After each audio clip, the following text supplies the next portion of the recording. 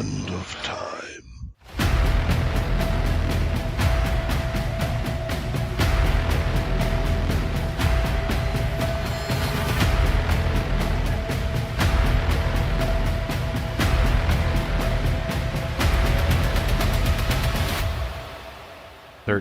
O'clock.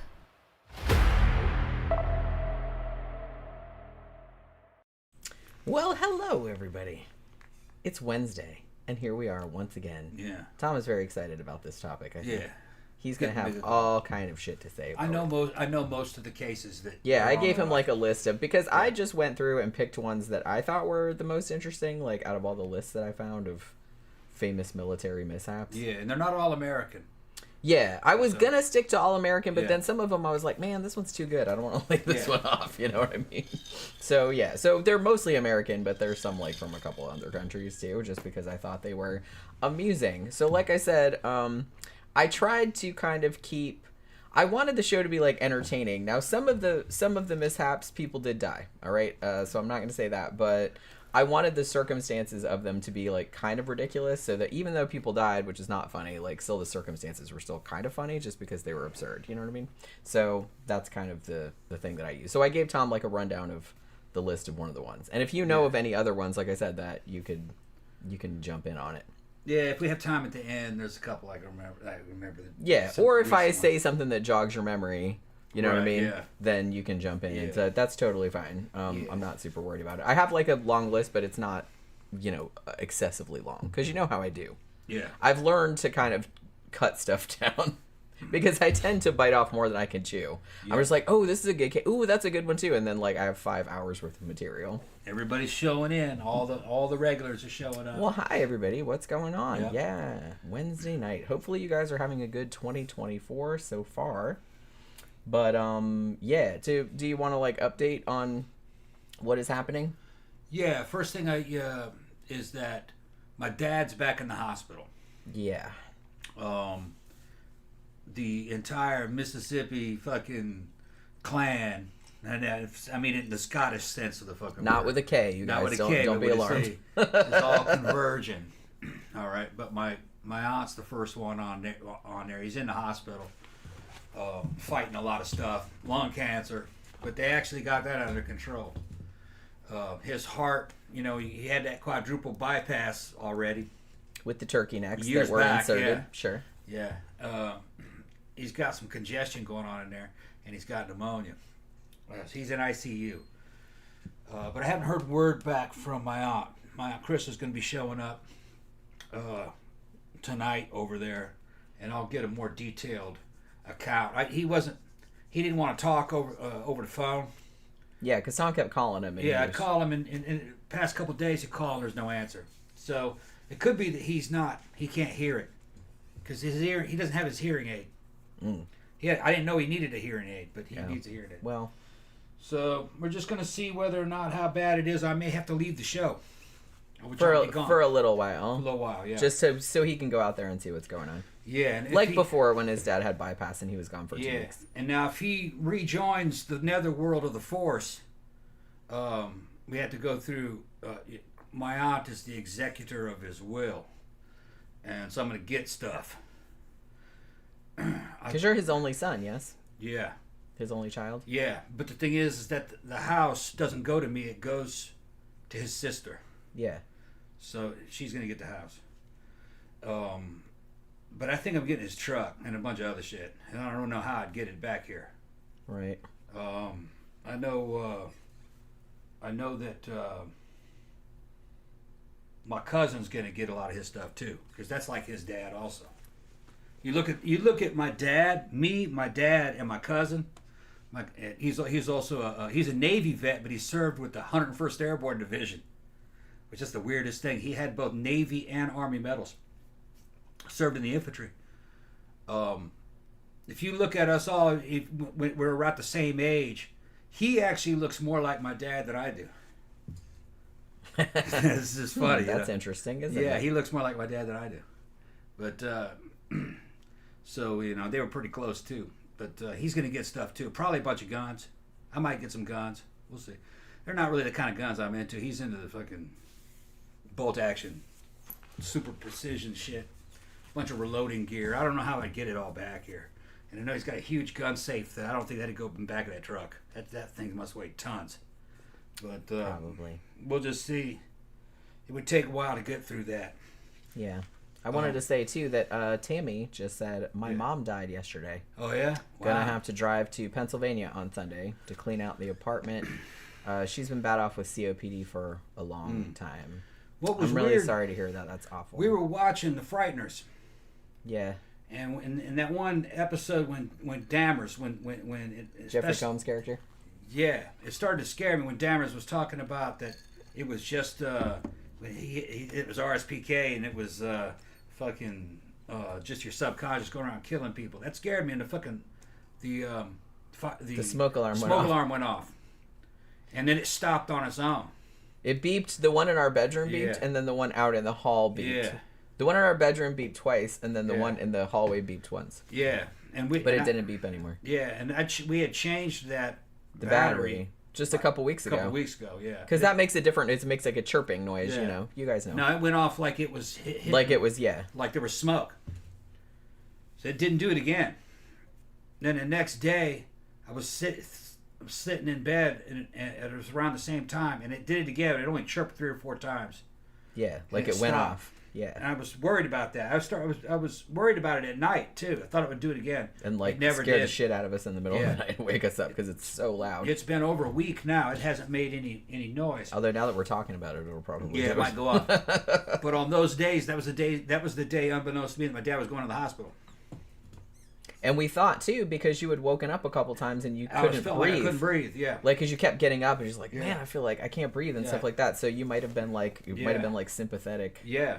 Because that's what he said. He says I can't breathe. Because he didn't know. I didn't know. You didn't know until after. Right. So we were thinking, in hindsight, that might have been what that was. You're right. I didn't know why. I thought it was just because of the movie.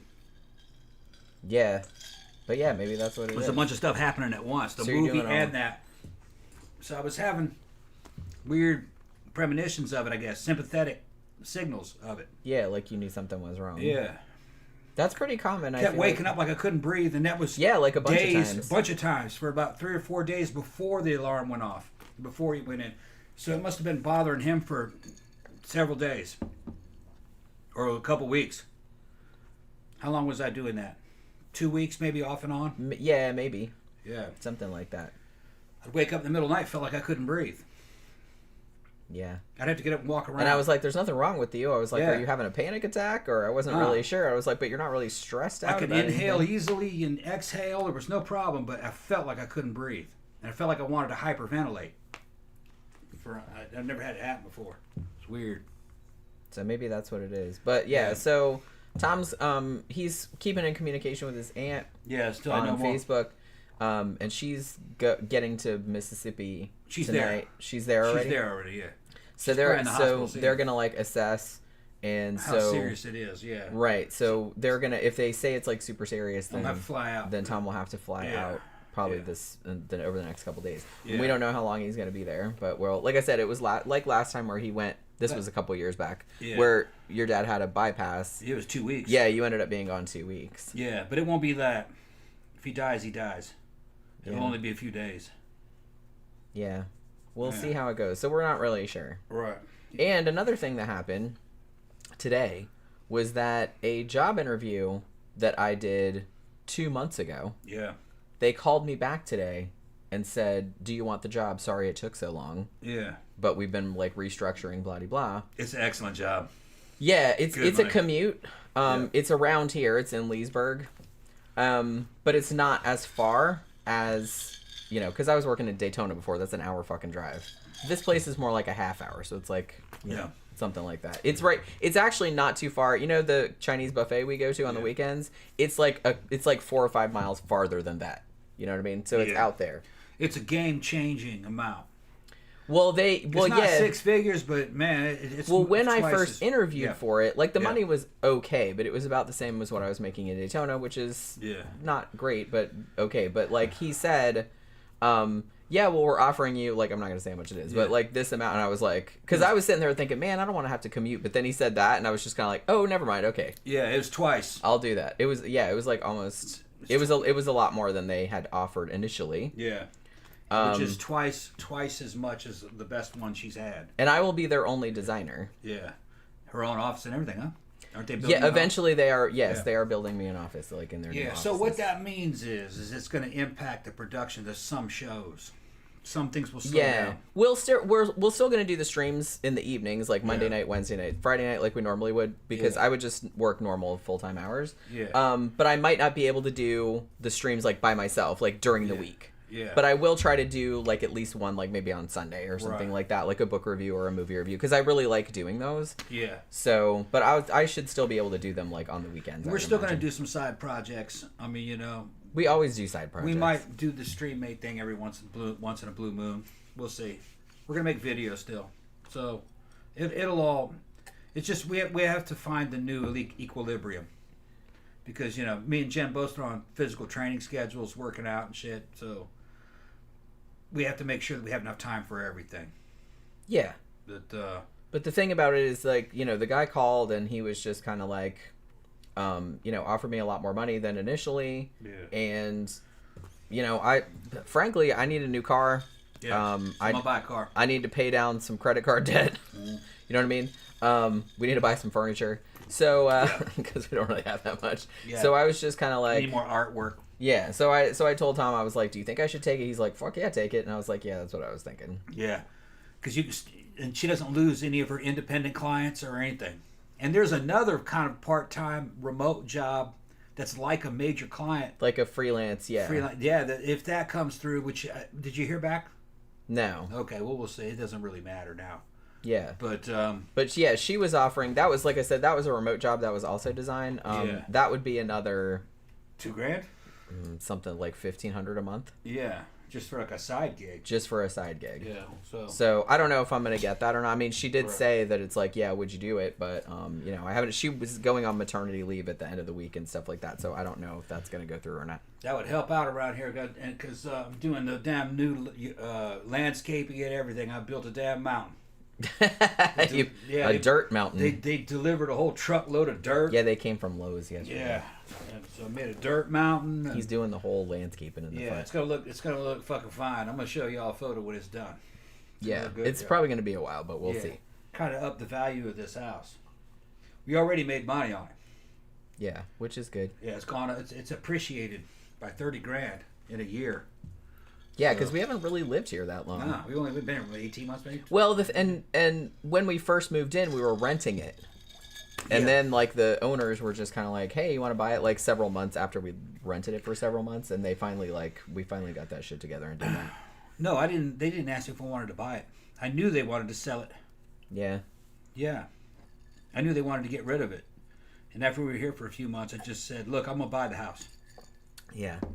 No, I went to our special Latin underground fucking real estate place, and it was the same realtors that they use. They got me approved for all this shit. Yeah, it was good. Yeah. Well, like I said, you have good credit. You can get VA stuff and everything like that.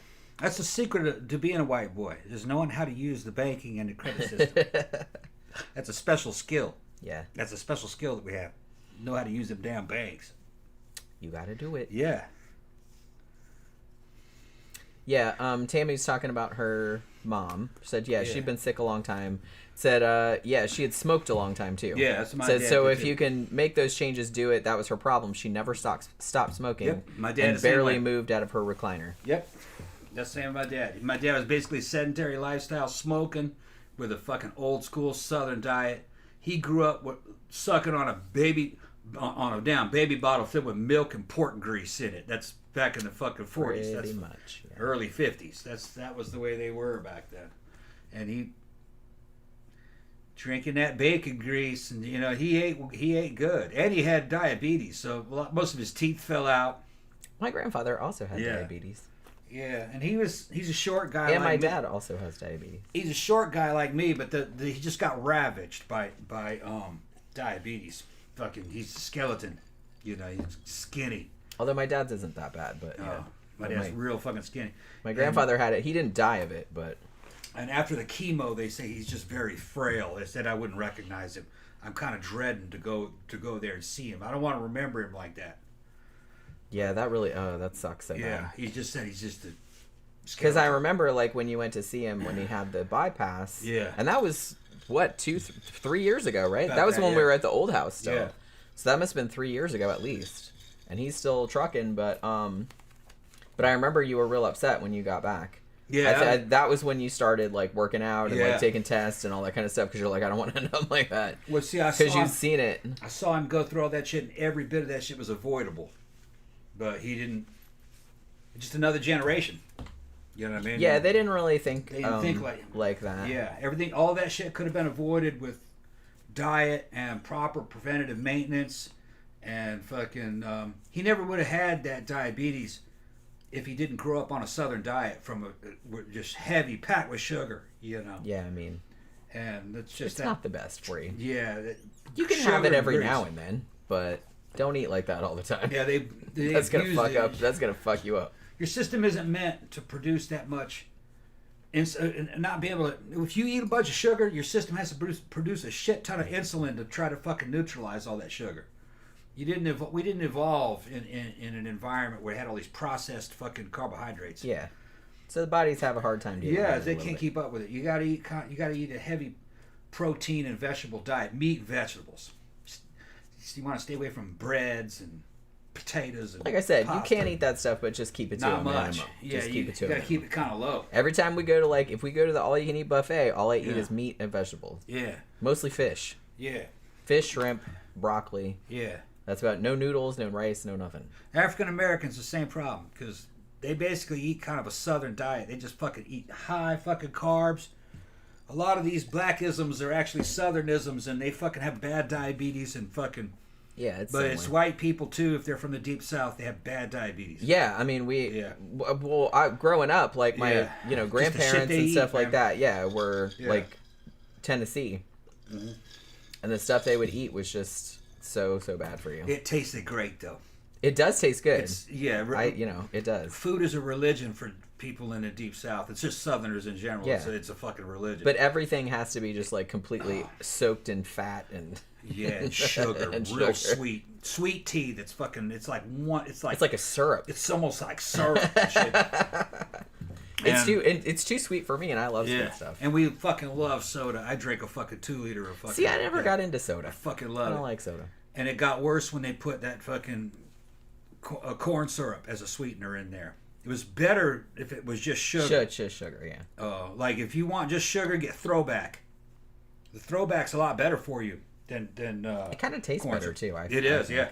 If you can't find fucking Throwback, go to a Mexican store and get Mexican Coca-Cola, Yeah, Mexican it's soda. much better. It It's tastes all- much better, I think. yeah. Even though I'm not a connoisseur because I don't really like I said, if I'm gonna drink a cola or like a soda, it's Yeah. gonna be like ginger ale Yeah. or Sprite or something. Mexican soda's Or all root beer. I like root beer. Mexican soda is all cane sugar. I drink water Yeah. all day, every day. Water and coffee. That's all I ever drink. Your body And booze. Your body can break down cane sugar a lot easier than that damn corn syrup. What's it called? Hydrogenated corn syrup? What's the name of that shit? What's the full name of it? I forgot. It was just some kind of that. I can't really. They just took all that Hydrogenated corn and tried oil. to turn it into a sugar substitute. It's cheap, but it's fucking terrible for you. Well, that's what they use to put weight on cows, Mhm. like that they slaughter for steaks and whatnot. Yeah. Yeah. So, Ian England said my Uncle Royce was a deep South boy. He had diabetes bad. Yes. It seemed like every time we went to see him, he was missing another body part. yep. Cutting off legs and shit from lack of circulation, teeth falling out. My grandmother, they cut both of her legs off eventually from the knee down. And it's just because of what It's they no ate. joke, man. The Southern Yeah, diet will they're fucking fucking kill no you. joke. They'll And- take your fucking body parts off. And in the media, in the old media, they would also fucking warn African Americans that, hey man, diabetes in the African American population is real fucking high. And it goes, but they didn't say anything about white people because they just generically put all white people in the same bucket. What was tearing up fucking black people was tearing up white people in the deep South Southern too, white because they people, ate yeah. the same thing basically. Yeah. It's just that most white people aren't from the deep South. Like I said, Mississippi, Alabama, I'm Louisiana. kind of a thing. It's What I'm like you talking can about. you can eat what you want with moderation. Like if Yeah. you want to pig out one day, every few weeks or once a month or something like that, like on something. I'm gonna go to Waffle House and get on, you know what I mean? I don't, you know what I'm saying? But it's like I want to eat this big huge thing. You can do that; it's not gonna kill you, but you can't eat like that every day, like all day, every day, which is what a lot of Southerners did back then. Eating fucking grits every day. Yeah, they would get up and they'd have this massive breakfast with like bacon and grits and bacon grease in the hash grits browns and then fucking. Yeah. Like a whole, like eggs and, I mean, eggs are good for you, but I mean, you know what I mean? Real coarse cornbread. Yeah. All that shit is fucking. And then a couple hours later, they'd eat this big fucking lunch, and then it's just, you know what I mean? Everything was just glasses and glasses of sweet tea. Yeah. Which is fucking got a shit ton of sugar. I can't even imagine how many calories that is. Yeah. Sweet tea is more syrupy and sugary than soda. Yeah, I saw some British guys do a fucking review. They went into a southern restaurant down in the deep south, and they had sweet tea, and they fucking loved it. They go, yeah, that's just it's fucking good. That shit's addictive, man. But if you grow up on that shit, it kills you. You can't drink it all the time. Yeah, they were like, that is so sweet. And I go, yeah. Like I said, just save it. Save it for a treat if you really like it. In a glass that big, with ice in it and everything, the sweet tea in there, there's probably about 1/3 a cup of sugar in it. Yeah. That's how much sugar's in it. Which, like I said, how many calories is that? A lot. Yeah. And I think that people don't even realize it, yeah. Because it's a drink, so you don't really think it's like, oh, this has like 400 calories in it, but it might. There's no lemon in it. It's just all sugar. Which, like I said, it's good, but you can't drink that every day. Yeah. You'll die.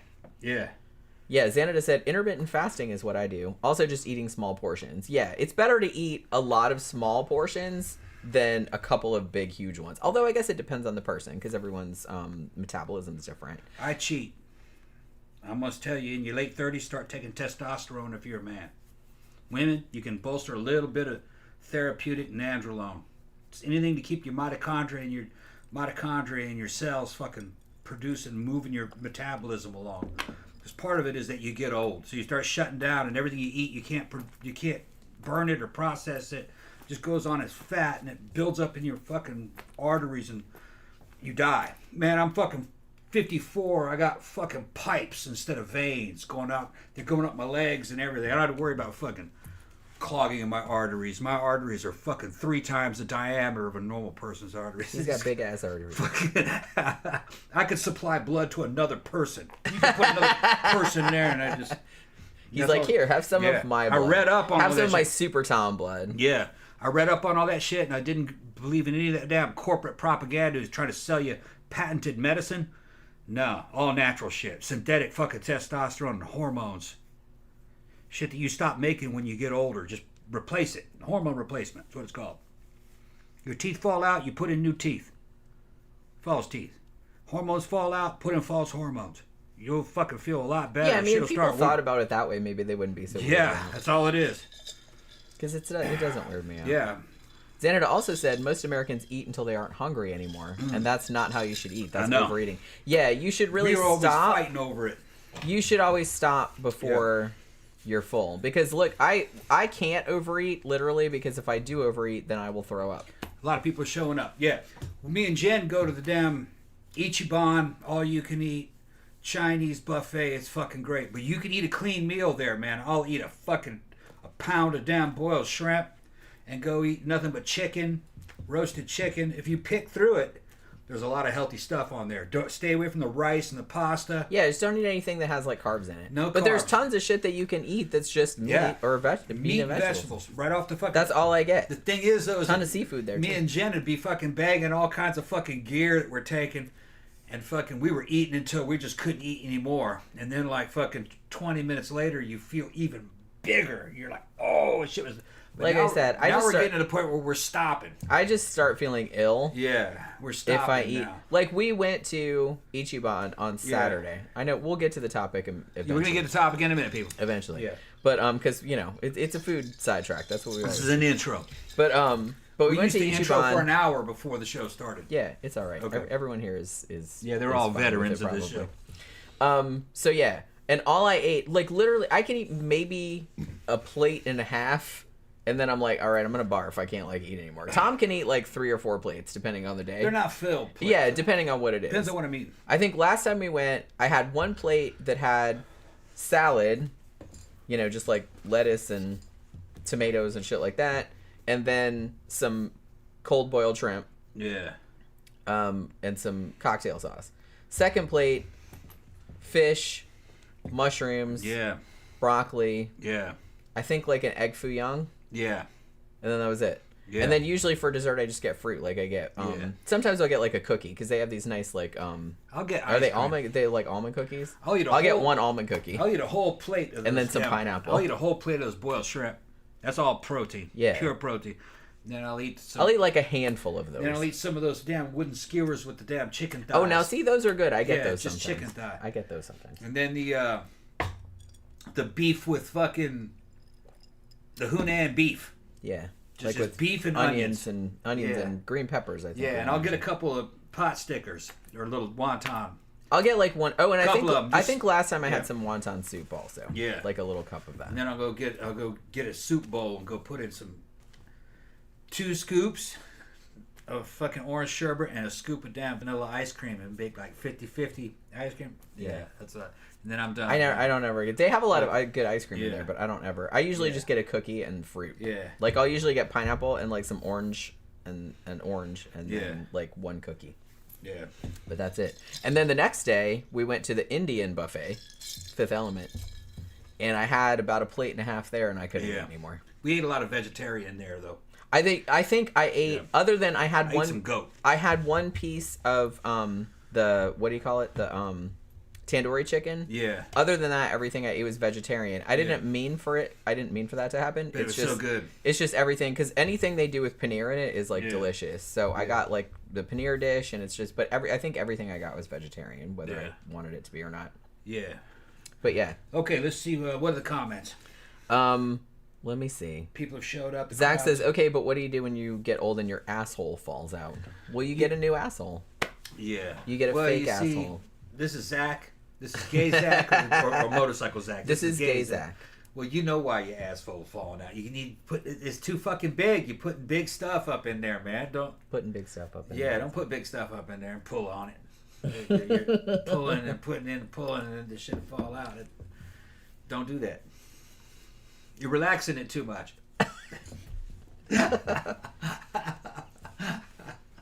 The You whole get in a hot tub and the shit whole just fucking subgenre fall of in. like prolapse Yeah. porn is just kind of like That's another thing.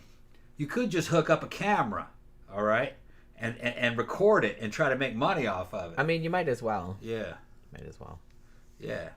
Put that shit on fucking rotten.com or something. If it's Yeah. Then next thing you know, you got Wang talking about you. yeah.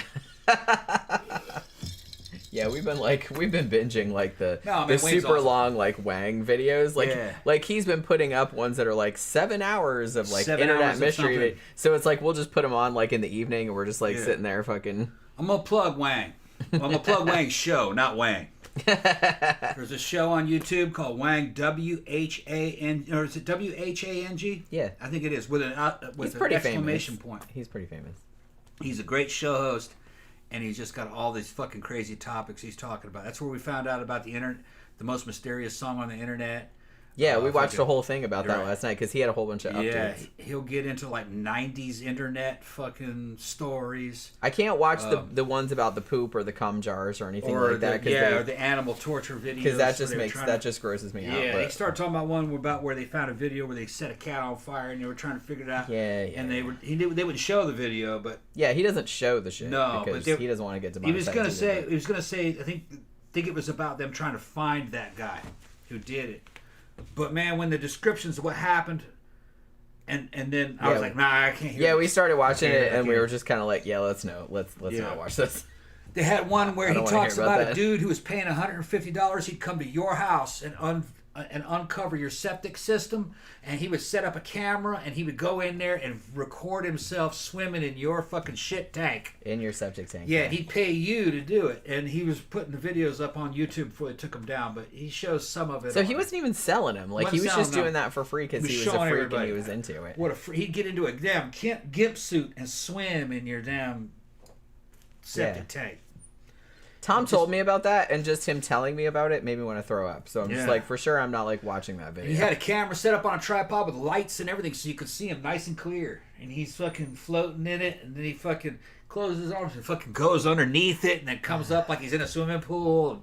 Like I said, Damn. I know everybody's into different fetishes, and as long Yeah. as everybody is consenting, I don't have a problem with it. But shit like that, literally, I would just rather not. Right. So Think- I'm plugging think about Wang's it. show. If you want to do it, fine. If you never just heard don't of tell me Wang, about it. go check Wang out. Fucking subscribe to him. He's a fucking great show. And he's putting up some new videos where he'll have like 3 to 7 hour Yeah, compilations he's compiling like a bunch of all the topics. We were watching one last night that Yeah. was all it was like 3 hours of lost media Yeah. videos. He talked about like Mysterious Song of the Internet. He talked about like the Freddy Krueger game, like video Yeah. game that was lost. They're great and- videos. You can put your headphones on and fall asleep to them. Yeah. Yeah, because he's got a good voice. He's I think he's Korean American. I think he's got long hair. He looks like something out of a heavy metal band. I think Well, he was in a heavy metal metal band. Yeah. Yeah, he looks like remember that fucking Mongolian band, The Who, H-U, The Who. He looked like something out of that. Yeah, that's He right. looks like a damn Mongolian fucking warrior and shit. He's got sleeves and shit. Zach says, "Oh man, I love Wang. He's so Yeah. damn hot for Yeah, one thing." yeah, he's a good-looking. He is rather He's hot. a yeah. good-looking young Korean guy. I say young. He's probably 35, but he looks real young. Yeah, because he keeps Yeah. talking about stuff from the 90s and the Yeah. 2000s. So I guess he's not as old as we are, but Yeah, he knows about stuff like from Yeah. then. So very intelligent. he Great must have presenter. been. He's got a real he must have good been born voice. in the 90s, maybe. Real good voice. He's fucking funny. It's fucking funny. You know as what shit. makes me laugh the most about his videos is I like when he puts like at the beginning of the videos when he puts his name and then he'll put like a different like description of himself like under Yeah. like whatever it is having to do with whatever topic he's talking about Yeah. and they're always like super funny. Yeah. Yeah. So that's kind of my favorite part. Yeah. So But yeah, we've been watching a lot of those like over the last few days, just Yeah. because we can't think of anything else to watch. So it's like, hey, look, you Yeah. put up one that's 7 hours of, video game Yeah, mysteries. I love it because Let's watch that. I love it because of the nostalgia factor. He always goes back to the '90s internet and '90s stuff, and I love the '90s. You know, I was already grown. I was out of the army, or in the army, or coming out of the army, getting married to my first wife, and that was just a cool decade. Other people don't like the '90s. I like the '90s better than the '80s. Wow, that's a bold statement. Yeah, I was too young in the '80s to actually enjoy the '80s. That was the problem. You know what I mean? Yeah. In the '90s, I was old enough to go into clubs and stuff. Yeah. Now, I late mean, '80s, I was doing stuff when I was in Brazil. Yeah. You know, but I was because I'm still working on my history of horror movies video. Like that is coming up. Hopefully, I'll have it up by the end of this week. I was worked on it a lot today. I was editing it, but holy shit, it's like a slow process. I'm only on the 1920s, but it's all recorded. I'm just editing it. So I said in that video that it's like I think the 90s might be my least favorite decade for horror. But then when I was researching, when I was talking about the 2000s, I was like, oh, wait, no, maybe the 2000s might be my least favorite decade. Because it's like when I was going back into that and looking at all the movies that came out, I was just kind of like, oh, wait, maybe this one sucked more. I'm not really sure. yeah. I'm not really sure. Can't where I guys fall. laughing that I mentioned the Who. Yeah, the Yeah. Who's good. The Who is a good band, man. H-U, the Who. Yeah. Yeah, it's a good Mongolian band. That's hysterical that they call themselves. Yeah, they look like fucking. And then they got bikers and shit, Mongolian bikers, and they're doing the Mongolian throat singing, and there's metal involved and shit. It's pretty good. Yeah. It's good though. Yeah, it's good. I like it. Yeah, Zach said, oh god, I remember the 2000s being such a wasteland of horror. It really was. And like I said, when I was doing the research into it, because I was around at the time and I kind of remember what was going on. But when you kind of go back and look at it in aggregate, like in hindsight, I'm just kind of like, oh, I think maybe the 2000s were worse. I don't know. I still don't like the 1990s. But because I didn't like that whole, hey, let's all be like ironically distant from the horror movies and like everything has to be ironic and There were funny. certain things about the 2000s I liked. I think the girls had cute hair. The 2000s, cute well, hair at and least cute as pounds. at least Cute as far as horror movies go, Yeah. was like remake hell. Yeah. When I went through there and like looked at all the lists of all the horror movies that had come out in that decade, I was like, I don't even know what percentage it was, but a lot of them were remakes. Yeah. A lot. Or were remakes or sequels, and I was just like, holy fucking shit. I It was like- a lot. I liked the 2000s as a guy because the girls had cute hair. They had colored belts and cute pants. And the porn was good. Yeah. And that's Cute- that's pretty much all that Yeah, that cute Tom porn uses stars. to judge. Yeah. Yeah. Could it be that you just like that more because that was like your prime age? Because you were at the prime age to be watching porn? Shit, I'm at the prime age right now, man. That's true. Yeah. I was gonna say I'd go back to the you're always at the prime age. I would go back to the 2000s version of me and kick my ass back then. I think most older people would say the same thing. Yeah. I don't know if I'd kick my own ass. I'd kick my own ass. But because I don't know. I pretty much have my shit together, but I would like to kind of go back and like tell myself not to do certain things. There's just limitations when you're that age, you know. Because I did do some dumb shit when I was Yeah. a kid, but you know what I mean. Everybody does. That's kind of. I the wasn't deal. so much doing dumb shit as that I was thinking dumb. That too. That's what I said. I don't remember being as stupid as some people remember being, but maybe that's just me. I don't really know. I was believing the dream, believing the lie. Oh, I never did. So maybe that's Yeah. just kind of why. Yeah, I was believing. I was cynical from I was from the womb. No, I think no, I wasn't that. that's just the kind of person that I am. I think I was born that way. Yeah.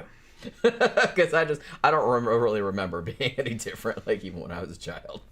So yeah, Zach said fashion sucked back then. All right, so I have to go to the bathroom, Okay. and then maybe we can get a refill of drinks, and maybe we can actually start talking about the actual I don't topic. have a shit ton. I don't have a shit ton of fucking grapefruit juice. I mean, I got enough vodka. Well, I you guess I could can go split down. it, and then we probably have some others. Don't we have some soda and shit like that? I got some cola. Okay, well that'll work. Okay. That Vodka works. and Coke. Does vodka and Coke actually work? I've never Vodka drank. goes with everything. Yeah. That's why we get it. Yeah. All right, but I'm gonna go to the bathroom. I'm gonna get some rum. So you next talk. time. You talk for a second. Okay, I'm gonna just try to. This is just filler time. This whole thing about the fashion in the 2000s sucked, and it didn't suck. You can go back in time and see what people were wearing in the 2000s. I thought, even in the movies or porn or whatever, you know, when they had clothes on, I thought that was the beginning of actually kind of like cute fashion, really, especially for the girls. I didn't really care too much about what the dudes are wearing, of course, you know. But I don't really judge the era by that. I judge the era by what the girls were wearing. But there was shit in the 90s, in the 2000s, late 90s, early 2000s. I thought was fucking cute. Like I liked Jankos. If I saw a girl in Jankos and she had the fucking belly shirt and the fucking pierced fucking belly button and fucking bar going through her fucking tongue and shit. I thought that was sexy as shit. Fucking rave looking girls. They were just fucking slutty. I liked them. And then later on in the early 2000s, the girls were wearing fucking pretty cute tight jeans. The cut on them was right, and they had those fucking belts. They'd wear a damn leather belt that was white, or a fucking pink leather belt with fucking spikes in it. I guess it might have been Avril Lavigne shit. I don't know. But no, I thought kinda was, yeah. I thought the shit was cute, you know. It kind of. I thought the shit was cute. I was still in my 30s. I didn't then. like Avril Lavigne because that was just kind of the whole. I was still in my 30s. Then, I didn't you know? like the whole hot topification of the. I kind of liked it. Well, yeah, you liked it. I kind of liked it. You know what I mean? didn't like There was just something about it. I was gonna say I thought it was cute. You know, so I didn't take it seriously. Yeah. Camp Guy said I like the high cut swimsuit legs from the 80s. Let me go ahead and. I'm not a fan of those. I understand like the reasoning behind it that it makes your legs look longer, which I guess it does. But I don't know. I never particularly liked that on me. But I don't know. It might look better on me nowadays. Now that my thighs aren't so fat. That's why I didn't like them back then. 'Cause my thighs were super fat. You know. Camp Guy said lemonade is good with vodka. Yeah, it is. We've sometimes if he is thinking about it, he'll make some lemonade and put it with vodka. We actually had that the other night. He made lemonade with I think some lemons that we had from the tree out back. I thought he said he made it with that, and we mixed some vodka with that. It was good. It was super strong though, so we had to like kind of water it down a little bit. Yeah, Camp Guy said Rush and Leonard Skinnerd, two bands that started in their respective high schools. Wonder what their teachers thought when they became superstars. I always kind of wondered about that kind of stuff too. Like they're just kind of like, oh, those bums, they'll never amount to anything, and then all of a sudden it's like, oh my god, they're fucking super famous and everybody knows who they are. That's crazy. That's crazy. All right, I'm gonna wait for Tom to come back before I get started on the topic because I'm sure he's gonna want to like weigh in on it. But let me answer some of this stuff back here.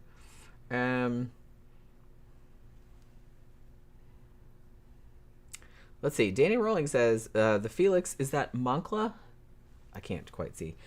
Case where he was a fighter pilot chased after a UFO. The both of them crashed into Lake Superior, and supposedly both aircrafts are still submerged under Lake Superior.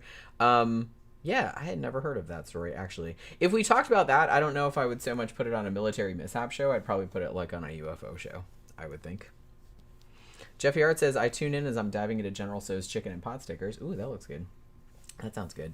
Actually, Tom made chicken korma yesterday. So we've been eating off that because he made like a huge pot of it. So we've been eating off that for the last couple of days. It's delicious.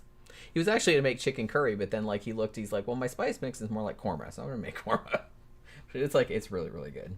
But we had that for lunch today, but that's all we've eaten. Murder Hornet said he's addicted to Cajun boiled peanuts. Yeah, they're good. Tom loves those. They I got them don't everywhere I don't like boiled peanuts. It's But something yeah, on the side of the road here. yeah, But they're not cheap, man.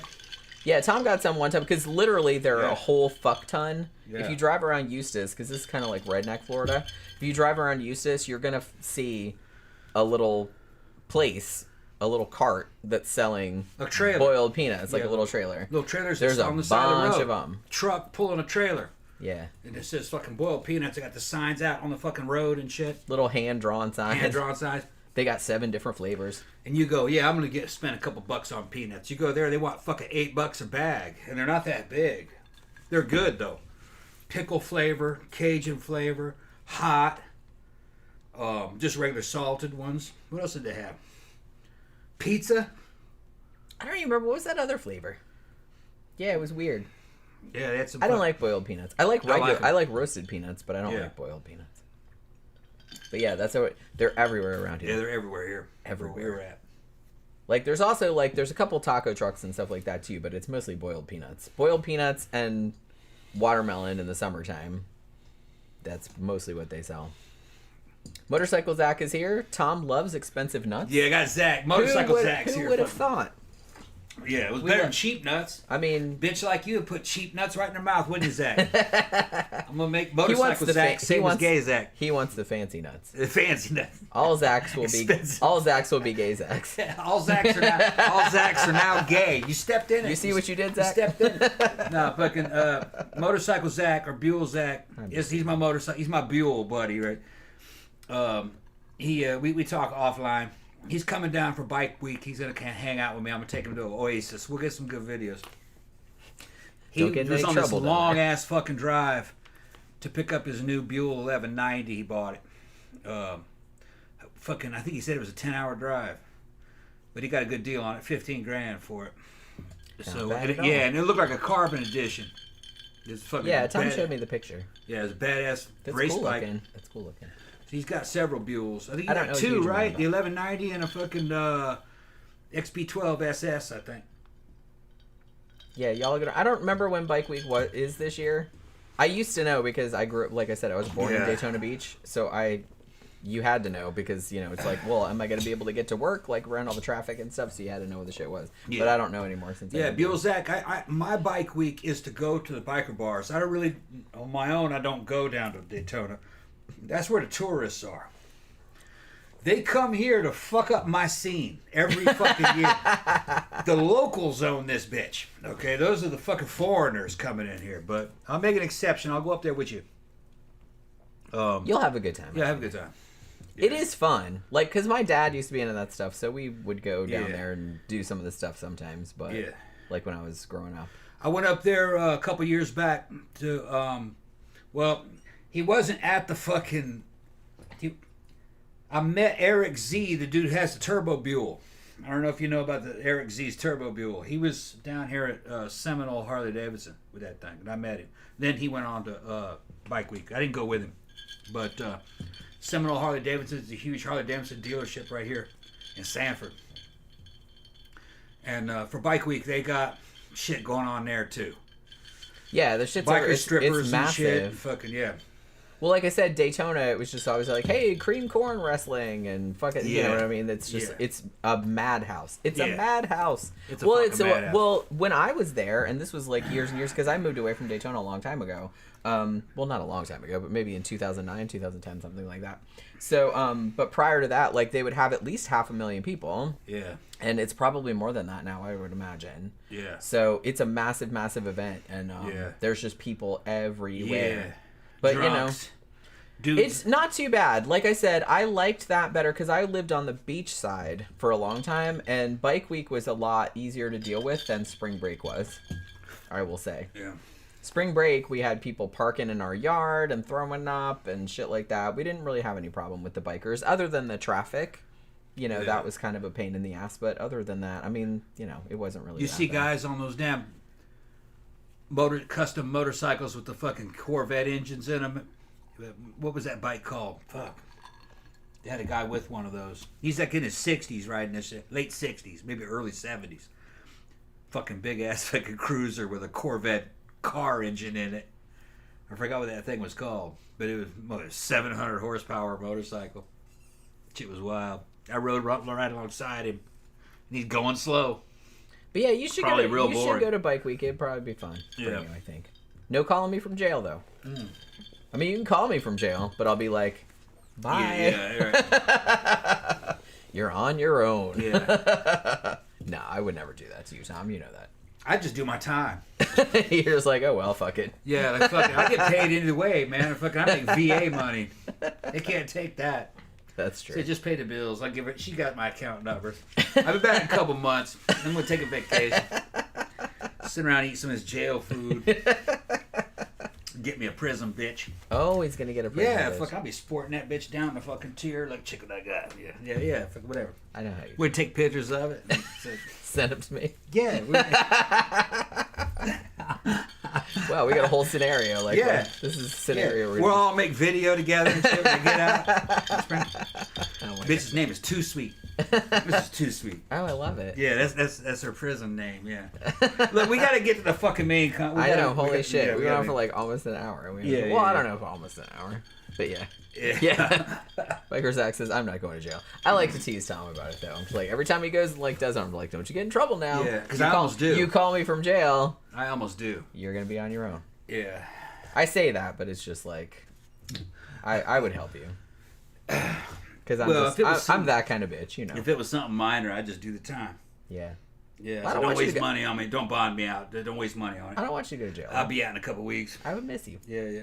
You know what I mean. I'm just gonna do my time. Simple battery. Which is probably what it would Simple be. battery. Yeah. That's the one I gotta watch I don't know. out I for. punched a motherfucker. Punching motherfuckers. Well, I understand that. I've wanted to do that as well. Yeah. So I get it.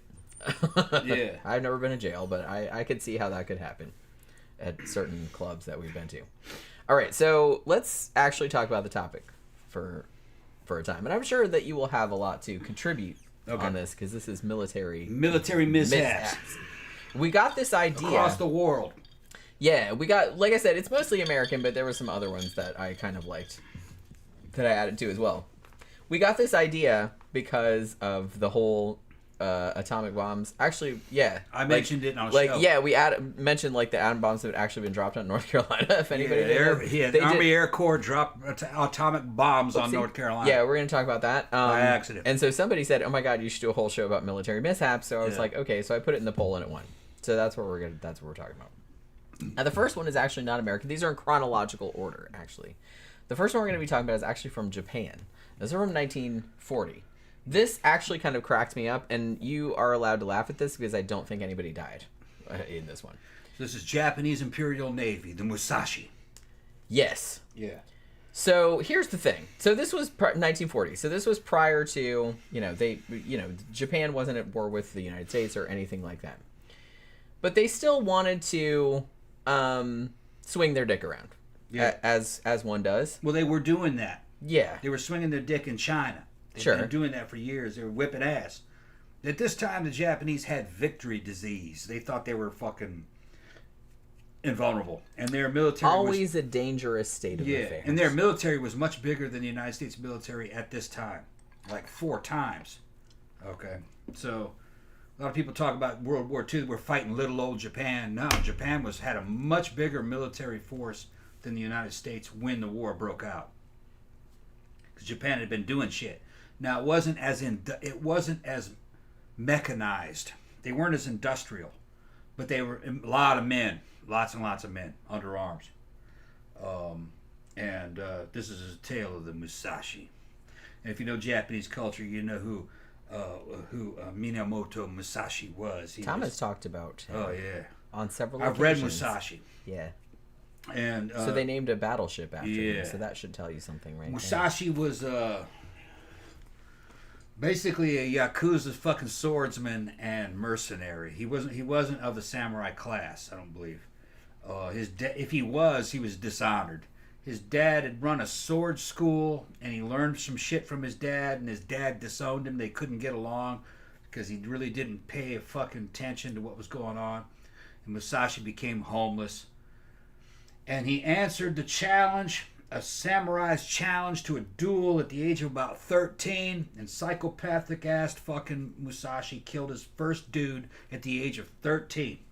Through just pure fucking psychopathic rage. That sounds like a country song. Yeah. Actually, Iron Maiden wrote a song about it called Sun and Steel off the fucking... Well, there you go. Off the not a Peace country of Mind song, album. but yeah. Some people think that's about Conan. It's not. It's about Musashi. And later on, he killed probably over 100 guys in duels. And he matured into a very good philosopher and warrior. And he talked about the basics of tactics and fucking psychological warfare, how to psych a motherfucker out, and how to live your life as a man to make yourself into a warrior. And it was also censored in Japan, a lot of the stuff, because you had Japanese businessmen and corporate types reading Musashi and trying to apply this to the business world. Some of it was fucking taken out. You can go on the internet and you can find where it was restored. Musashi said, he said that a real warrior fucking will join any army, even an army that is destined to lose, and your job would be to make that army win. And he said that you should go where normal men fear to tread. Okay, and make yourself a criminal on purpose or of purpose. Make yourself a criminal on purpose, and then learn to go to prison, and to learn to, and talk your way out of it. In other words, work your way out of going to prison. He said you should know all things. You should know the ways of carpenters, That's a tall order. lawmen, and organized crime. He was a fucking holistic guy. Xanada said Tom showed me Musashi should be required reading for men. Exactly. All men should read Musashi. Japanese men do. But like I said, it's a censored version of it. Motherfucker didn't play. And the Japanese knew that. And the Japanese military honored him, and they made this giant battleship called the Musashi in his honor. I love that they named it that. And that's the fucking... I laughed. That's why I wanted to include this story, because... That is where the story begins. Okay? Dude was gangster. Okay? Yeah. Died of cancer of an old age up in the damn... cancer cave. gets everybody. You live long. They think it was stomach cancer. He got so bad at kicking motherfuckers' asses when they would challenge him to a sword fight, he would answer the challenge with a boat paddle, and he would kill you with a boat paddle as a form of disrespect. That's how good he got. You know what'd be cooler? Yeah. Is if he said, okay, well, you can have a sword and stuff. I'm going to kill you with a fucking boat, teddy bear. A fucking boat paddle. A teddy bear. He did the shit with a boat paddle. And it's because If he could kill you with a teddy bear, then I would be super impressed. Which is all psychological warfare. He was sick of people challenging him. So he wanted to make sure when he killed somebody later on, he wanted to make sure it was dishonorable. To try to dissuade people from challenging. Like this bitch got killed with a fucking boat paddle. Beat paddle. you to death with a fucking boat paddle. And then your family would be like, oh, the shame. Yeah. He's a great swordsman, and you can you can hear most of his books on audiobook on YouTube. Musashi. But like, think of how Book much of Five more Rings. how much more shame that your family would have if Musashi had killed you with like a pom pom. Yeah. Or something. Yeah. Or like a muffin. Yeah. Like that would be fucking rad if he did that. He was a badass. I have a lot of theories of why he was badder than other motherfuckers. I think a lot of it had to do with he was working out, because he does kind of describe that. All things are hard, and over time they become easier. Just because it's hard, do not refrain from doing it, because you're going to get tired, but continue to do it. And wasn't the mindset of the time. Most samurai lived lives of luxury. Musashi was hard, and he lived outside, homeless, like a bum for a long time. He says to do that. He says you should do that. Well, it makes everything harder. It makes everything harder, right? That's why. And he says you should always do lots of hard labor. So I think part of it was that Musashi was physically stronger than a lot of guys.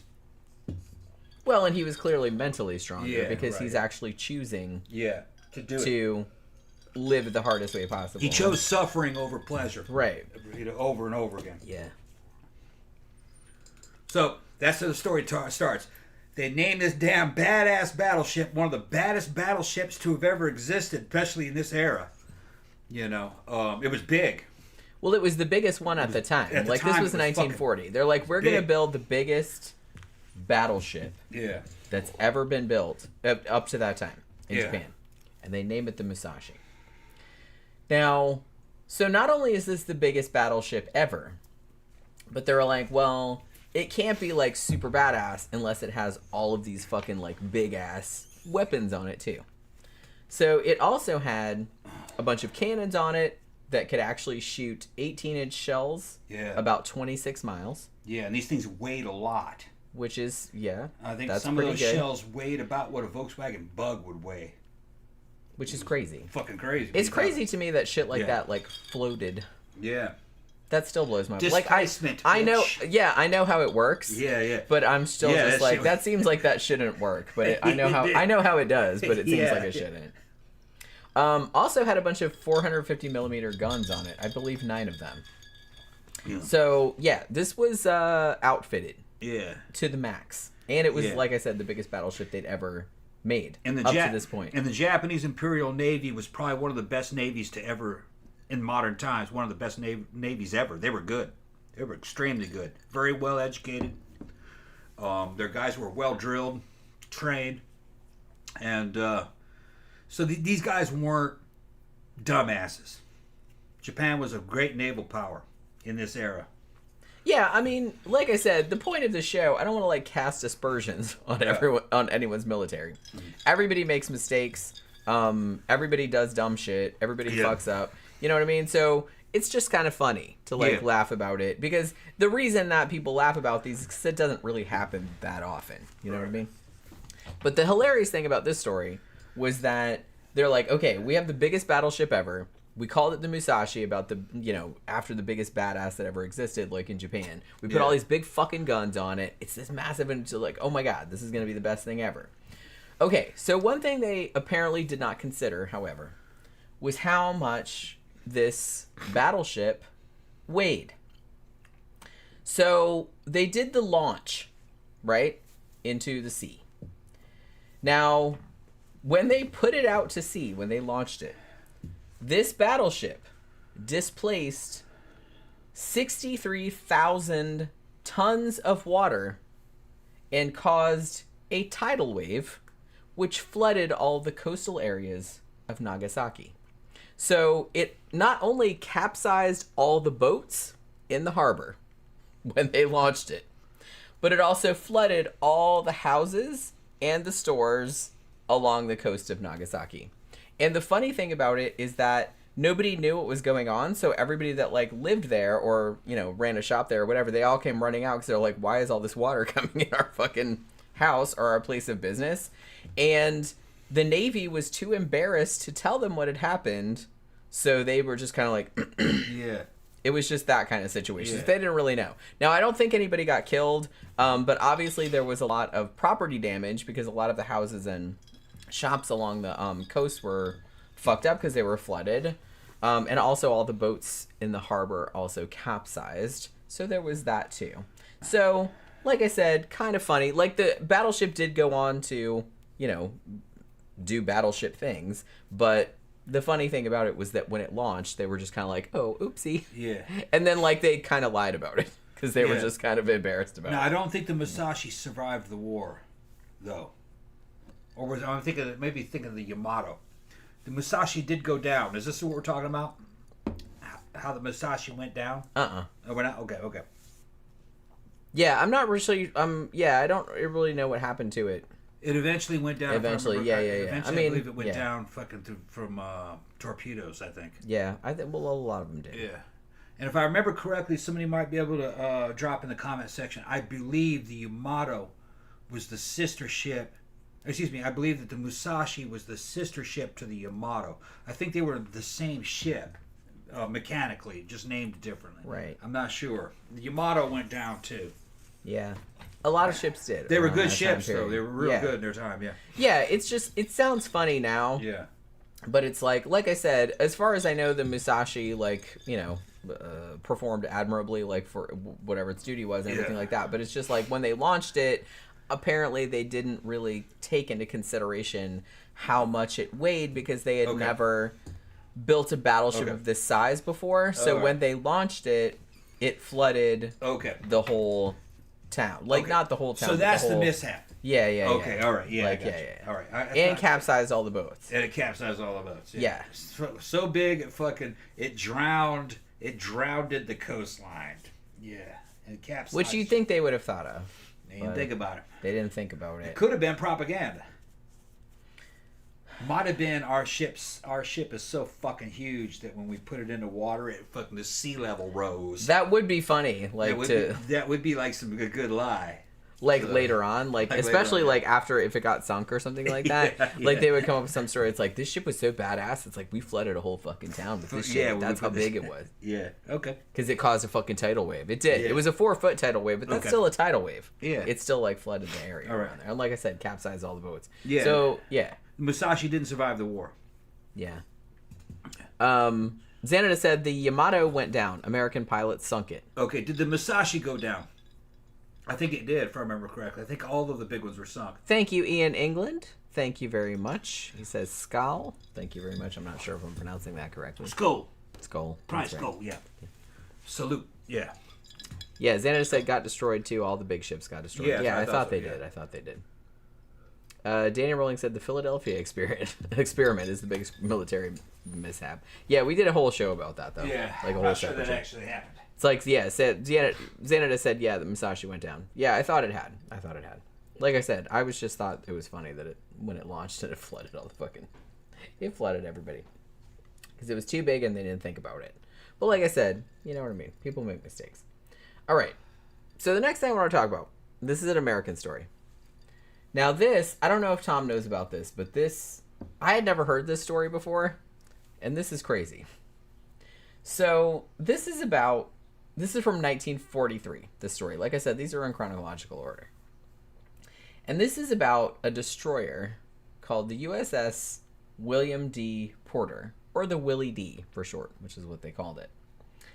Now, this is supposedly the unluckiest ship to have ever existed. And reading the shit that happened on it, really it was only in existence from when it was, kind of launched or whatever, to when it was sunk. I believe it was only 2 years, but all kind of crazy shit happened in those 2 years. And I will admit, some of it was accidents, but a lot of it was human error also, which is why I thought this story was very funny, even though at least one person died during the story. So I'm just telling you ahead of time. So this ship, we're talking about the USS William D. Porter. Do you know about that? No. The Willie D, as they called it. I did not know this story either, and this is crazy. Okay, so this was in 1943. So that's when the ship was, commissioned or built or whatever. And it was one of, they just built it. They built destroyers on an assembly line back then. It wasn't as big as modern day destroyers are, but it was still pretty impressive for the time. It had 10 torpedoes that carried 500-pound warheads, and also had anti-aircraft artillery weapons on it. So this ship was commissioned in July of 1943 under the command of Lieutenant Commander Wilfred A. Walter. Now, the first big assignment that this destroyer had in November of 1943 was she was supposed to accompany another battleship called the Iowa on some secret mission across the Atlantic. Now, the crew of the Porter didn't really know what the details of the secret mission were because it was secret. So they were just kind of like, hey, you're going to go with the Iowa and just do what we tell you. You know what I mean? Now, the Iowa, it should be noted, was carrying the then U.S. President, Franklin Delano Roosevelt, also the Secretary of State, whose name was Cordell Hull, and a whole bunch of like kind of high-level military officers. Now, so the crew members were kind of like, okay, they knew what they were on like a need-to-know basis, I guess. So they like knew what they had to know. But it's pretty clear that I'm not really sure where they got the crew of this thing. I don't want to disparage like people that are long dead or something like that, but there were a lot of fuck-ups on this. Some of it was accidents, okay. But like I said, some of it was human error. So they set out. Now, all of the shit that happened started the night before she was supposed to go out on this trek with the Iowa. Now, while the Willie D was trying to kind of maneuver out of like in the port or whatever, it actually ran into another ship, like it backed into the side of it.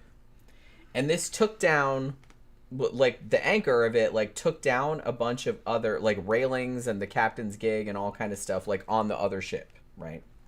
Now, the Willie D was really not, they just had a couple of scratches and stuff like that. But it was kind of, let's say that this was just kind of like a prelude of things to come. Thank you very much, Aaron. Late admission fee. Loving your book reviews, Jenny. Thank you so much. I just got another email today, like where someone sent me an ARC, and it's like a fantasy, like a dark fantasy, which I don't usually read, but I don't know. I usually do try to read stuff that people send to me for free. So I might do that one next, but I can't remember what it's called right now. But it might take me a while to read it. We'll see. Because like I said, if you weren't here at the beginning, which I'm imagining you weren't because you said late fee, I got a full-time job. So I'm starting on Monday. So I'm probably going to have to confine my movie and book reviews to like the weekends because I'm not going to have time to stream them on weekdays anymore. But yeah, so we'll see how it goes. But thank you very much. I really like doing those book reviews and movie reviews also. So yeah, so even before they went out on the ship, they backed into another boat and fucked it all up, right? So there was that. About a day later, after everything was kind of sorted out, the Willie D, the Iowa, and two other destroyers, they set sail for Africa. Now, on this journey, they were under very, very strict orders to maintain complete radio silence because there were a lot of like German U-boats in the area, right? So they were just kind of hoping to kind of sneak across the ocean. No one's going to see the shit, you know what I mean? So they're just going to like just keep it fucking quiet. Very, very strict orders. However, not too long into the journey, there was an explosion in the water that kind of all the boats were just kind of like, you know what I mean? It was like that. It turns out that the captain of the Willie D says, my bad, a depth charge fell off the stern of the Willie D. The safety on the charge had not been set, which, like I said, was human error. And when it crashed into the water, it detonated. And it made all the ships kind of fuck up. You know what I mean? So there was that. So soon after this depth charge was accidentally detonated, there was this big wave that smashed into the side of the Willie D. And everything that was on the ship that wasn't nailed down pretty much got swept off, including one dude. And they never found him. So like I said, that dude died. Also, because of the wave, they lost all the power in one of the boilers. So, you know, this mission's not going so great, obviously. Now, a little bit later, while they're still on the same mission, this is November 14th, 1943. So the four ships are going, they're a little bit east of Bermuda. Now, the president, FDR, who was on the Iowa, the accompanying ship, he says he wanted to test the defenses of the Iowa, the ship that he was on, just in case somebody attacked them. You know what I mean? Just for shits and giggles, perhaps. Or he's just like, hey, we're going to see how well you guys do. So the crew of the Iowa, they're doing like an exercise. So they launch a bunch of weather balloons to represent anti-aircraft targets. And then they started firing the guns at them. Now, the guy, Walter, that was in charge of the Willie D, well, he's like, well, I'm going to get on this shit too. So he also he sends all his men to their battle stations because he's like, woo, this is going to be super fun. We're going to like pretend it's a big battle or something like that. So the crew of the Willie D starts shooting at whatever balloons the crew of the Iowa had missed, like when they were shooting. And they were kind of coming toward their ship. Now, they were also going to do some fake torpedo shots toward the Iowa. The Iowa, at this point, was about 6,000 yards away from them in the sea. Now, obviously, when they're doing these kind of these exercises, they'll take out the primers for the torpedoes, like for practice, you know what I mean? However, one of the torpedo guys forgot to remove the primer from one of the torpedo tubes. So, just as this one torpedo, the guy that was ordering hey, we're doing the exercise, like, shoot the torpedoes, which were supposed to be, like, not, like, fake, you know what I mean? So he says, okay, like, fire. And one of the torpedoes, which was armed, went across the sea toward the Iowa, right toward the ship that had the president of the fucking United States on it, heading right toward it.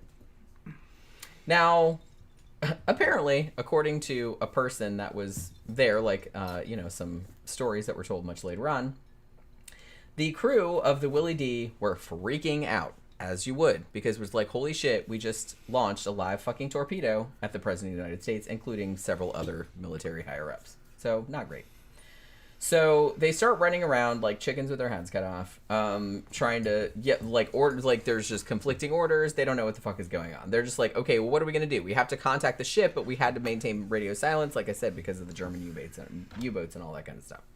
So they said, okay, well, maybe we can do like flashing lights. You know what I mean? Like SOS type signal or something like that. So they did that, but they did them in the wrong direction because this was kind of like a farce at this point. And at that stage, they were like, okay, well, we're just going to go into a full speed reverse. And so they start doing that, and they're like, look, we have to break the radio silence. We have to tell the Iowa that there's like a live torpedo like heading toward them because the fucking president is on that ship, right? So they did that. They did notify the Iowa. Just, it was like in a movie. It was just like at the last minute, you know what I mean? Now, the cool thing, this is how badass FDR was. So when he heard the news that it's like, hey, there's a live torpedo coming toward the ship right now and you're probably going to die, he said, well, can you roll my wheelchair over to the railing so I can look at it? That's what he said. He wanted to go like, I guess he wanted to see the torpedo that was going to kill him or whatever. Now, at this stage, I think that the crew of the Iowa were kind of thinking that maybe whoever was on the Willie D, like, are they wanting to assassinate him or what the fuck is going on? So they turned all of their guns toward the Willie D because there's like, is there somebody on board that's, that's doing this? You know what I mean?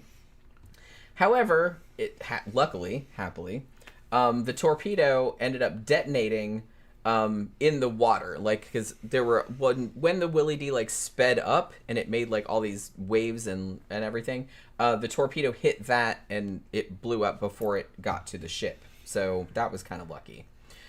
Now, when they got back to port or whatever, the entire crew of the Willie D was placed under arrest and then were then sent to Bermuda to face trial. This is the first time, I don't know if it was the last time, but it was the first time in naval history that an entire crew of a ship was arrested all at one time. So there was that. Now, it so happened that the guy that had forgotten the whole primer in the torpedo deal, he said, yeah, I accidentally left the primer in the torpedo tube, and I didn't want anybody to know about it, so then he threw the primer off the side of the ship. Like, he did confess to that later on. So a lot of the stuff was actually not released. A lot of this info was not released to the public until later on, because I get, it's embarrassing or whatever. Now, the dude with that threw the primer on the side of the ship, he actually got sentenced to 14 years hard labor. Damn. The rest of the crew, they all got fired, essentially. Their military careers were ended. But FDR, which is kind of magnanimous of him, considering they almost killed his ass, he kind of came in and said, hey, like, don't punish them. It was just a bunch of accidents. Which, kinda. But you know what I mean? Like I said, that was kind of cool of him to come in and say, hey, just leave them alone. Even though they almost killed me with a torpedo, accidentally. So, all of that nonsense happened. Now, the Willie D, then they were like, okay, they assigned the ship to the Aleutian Islands, in the northern Pacific up by Alaska. And this was just a simple patrol mission. They're like, just go up there, like, maybe you can't cause any trouble up there. But even before it went to that assignment, they accidentally, off the ship, shot a 5-inch artillery shell into the front yard of the commandant of who lived on the American base on the islands. So Right on the commandant's lawn. Yeah, pretty much. Which you 5-inch can't. shell. Like I said, this is like a fucking movie. Have they made a Yeah. movie of this? It would be fucking hilarious. I mean, it's just like this. It's like the fucking. They're like the Keystone Cops. Like, they can't do anything right, and it's just kind of like so fucking fun. Like, other than that one dude that got swept out to sea, like, that's not funny. But it's just kind of like, other than that, it's like everything was just like, they just couldn't get anything right. So after that, the ship got assigned to Okinawa, Japan. Now, while it was there, they did actually, because they had anti-aircraft, stuff, hardware on there. So they actually did shoot down a bunch of Japanese aircraft. Unfortunately, they also shot down 3 American aircraft. That'd be easy to do, though. And, well, the reputation got around so much so that, like, other Americans on the base, like, every time they saw somebody that was on the Willie D, they're just like, don't shoot. Yeah. That's how bad it was. Yeah. Because the ship had a reputation by this point. No guided missiles back in those days. They just fucking shot shit up in the air. Anything was moving. I mean. So, if you ever see any films of the World War II style naval aviation combat, yeah, it'd be real easy to shoot down friendly planes. It's hard to tell them apart. They're just little dots. It's just like, it's a plane. Yeah. Just shoot at it. Yeah. Let God sort them out. Right. But yeah, it's like, I get that, but still. After all of the shit that this ship... This is a bad luck ship. Yeah. It's like just slap rock. It is. It's Yeah. just, it's hilarious. And I'm Yeah. sure that, like, most of the crew on there were perfectly competent, but it just seemed like... No, they were competent. It was just, this is just a just bunch dumb of, shit. And it's just just kind a of... bunch of fucking accidents happening. Right. Like, you know what I mean? And stupid mistakes and shit Yeah. like that led to, like, larger things. It's like, it can gonna happen. to one of the ships. It can happen.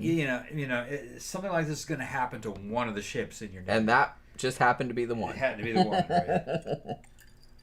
Oh, but that's not all. Yeah, what else happened? So, like I said, the joke got around. It's like, hey, don't shoot me, you know what I mean? Like all the Americans and stuff. Yeah. On June 10th, 1945, there was actually a fully loaded kamikaze plane, and it snuck into U.S. airspace. And it was trying to crash the plane into a ship that was near the Willie D. But for whatever reason, at the last moment, it kind of like veered off course and crashed not into the Willie D, but like alongside of it, like right next to it. The plane sunk and then exploded, and that tore open the ship's hull, and the Willie D sank. Damn. So that's kind of how it ended. So it was almost 2 years, less than 2 years. You're right. The ship was fucking around.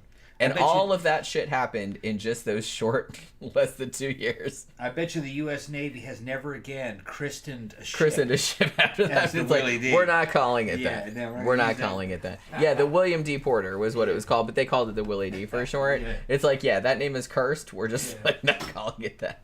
I read that story and I'm just like, I can't even believe that really happened in real life. That is fucking crazy. Like I said, they should make a movie out of that.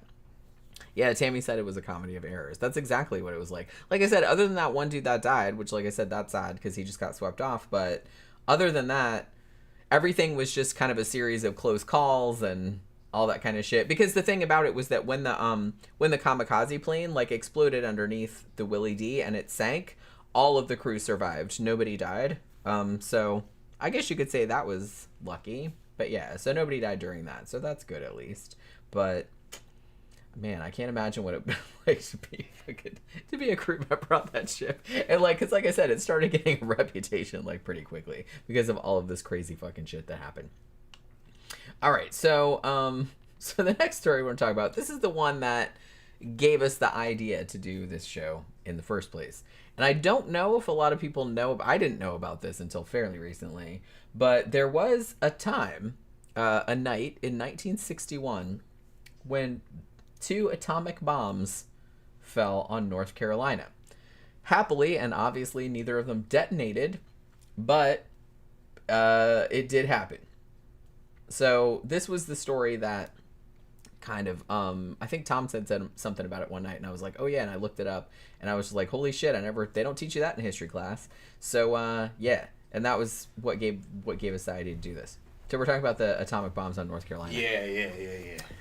This is probably one of the biggest mishaps of all time. Like I said, this was... Shit could happen. Oopsie. Well, like I said, it could have gone a lot worse. Yeah. So we're just lucky that it didn't turn out. It almost did. Yeah, that's what I mean. Yeah. And it's only like, this is kind of the thing where, yeah, it was unlucky that happened, but it was like lucky in another direction because there was a lot of things that could have very easily gone wrong, and shit would have been a lot different nowadays. Get some more ice in this.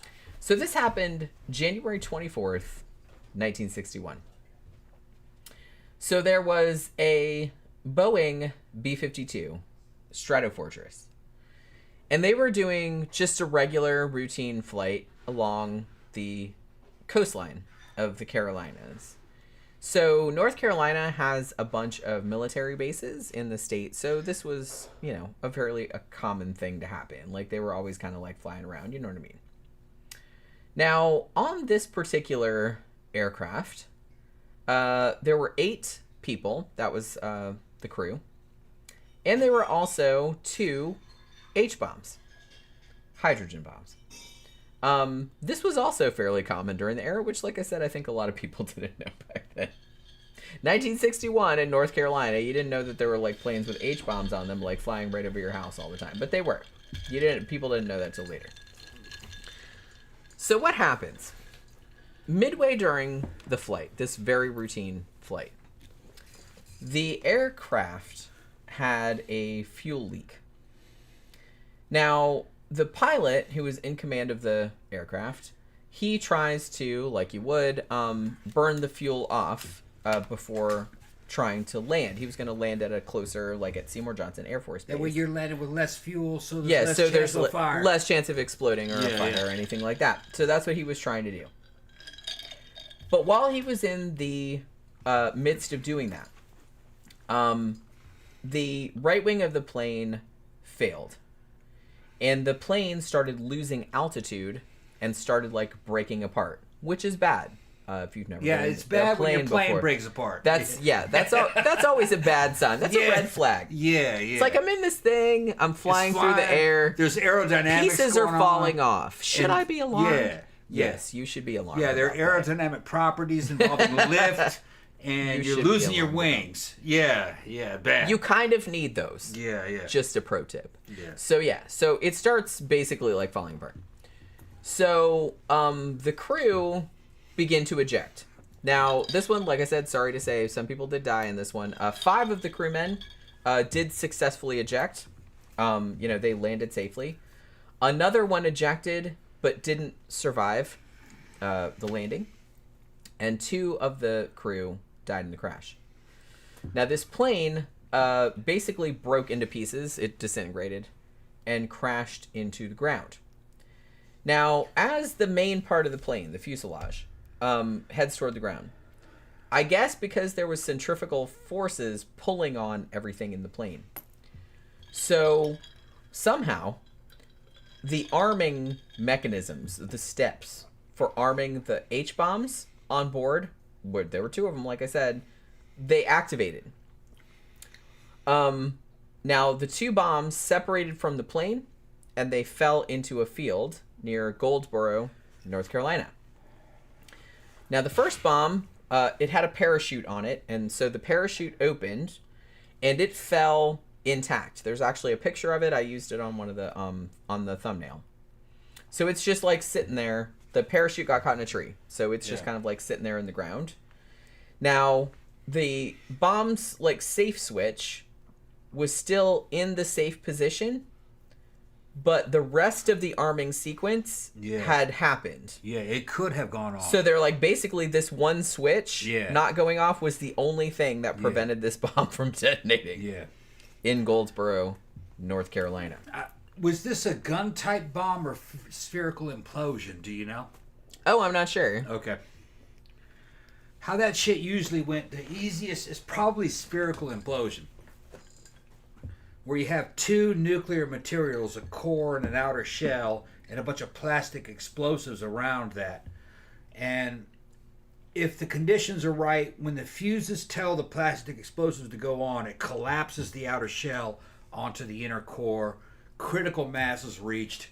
It blows. There were some safeties in there to keep those plastic explosives from being triggered. They all were broken except one. Yeah. It could have gone off. Now, sounds awful scary. There are people out there that think that if one atomic bomb goes off, then the entire world... Well, this was a hydrogen bomb. It was a hydrogen bomb still. That if one hydrogen bomb goes off, then, oh man, the whole world is fucked. No, we fucking set off hundreds of those things above ground during tests. A lot of them on a place called Bikini Atoll. And other countries did it too.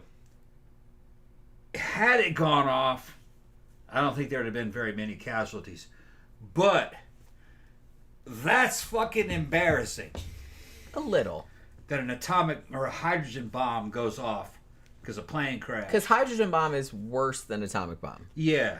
Yeah. Because it's several times more powerful. powerful. It's the same thing. It's just that heavy water or hydrogen is around the inner fucking core of the 2 uranium or plutonium, whatever the heavy metals are that they're going to do, or heavy or nuclear materials that they're going to use. Around it, you can shell it with hydrogen, and hydrogen burns a lot more efficiently in a nuclear fire, which makes the explosion bigger. But here's something else I want to fucking tell you people. If you double the power of an atomic bomb, it doesn't get twice as big. It only gets like maybe 25% bigger. A lot of the fear of the atomic bomb and nuclear weapons was propaganda.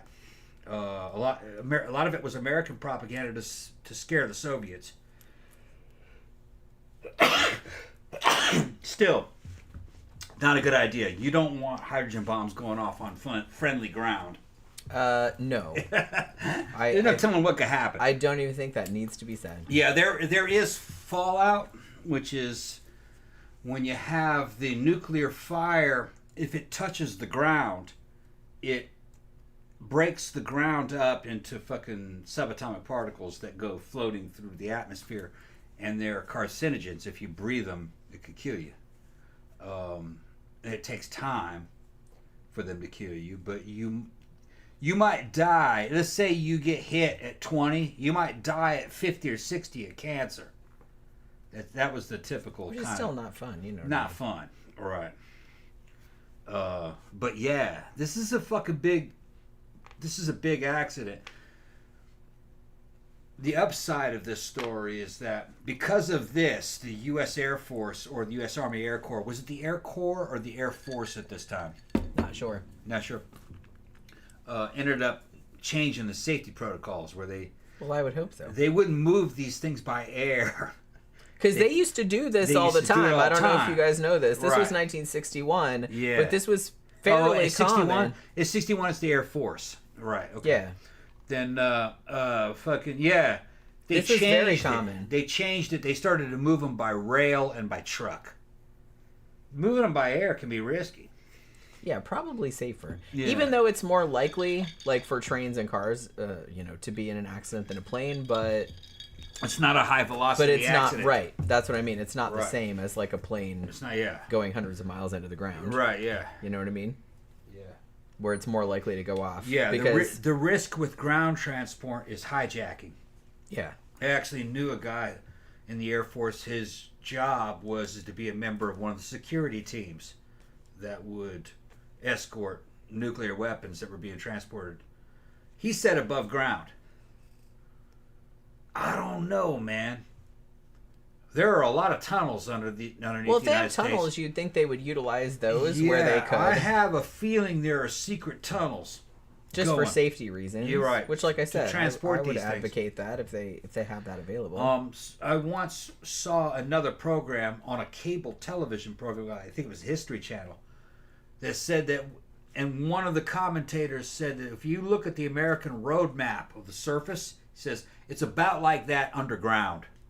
Oh, I believe it. Yeah, and there's been enough time. And there's been fucking, they were doing shit back in World War II, connecting Washington, D.C. to New York with secret underground railroads, train tracks, places to fucking evacuate the president, that kind of shit. There's no telling what's underground. I mean, I would be shocked if they didn't have stuff like that. So I'm sure there's underground roads Yeah. that we would never know about, that they're transporting nuclear weapons and stuff from one base to another. It's too dangerous to fly them.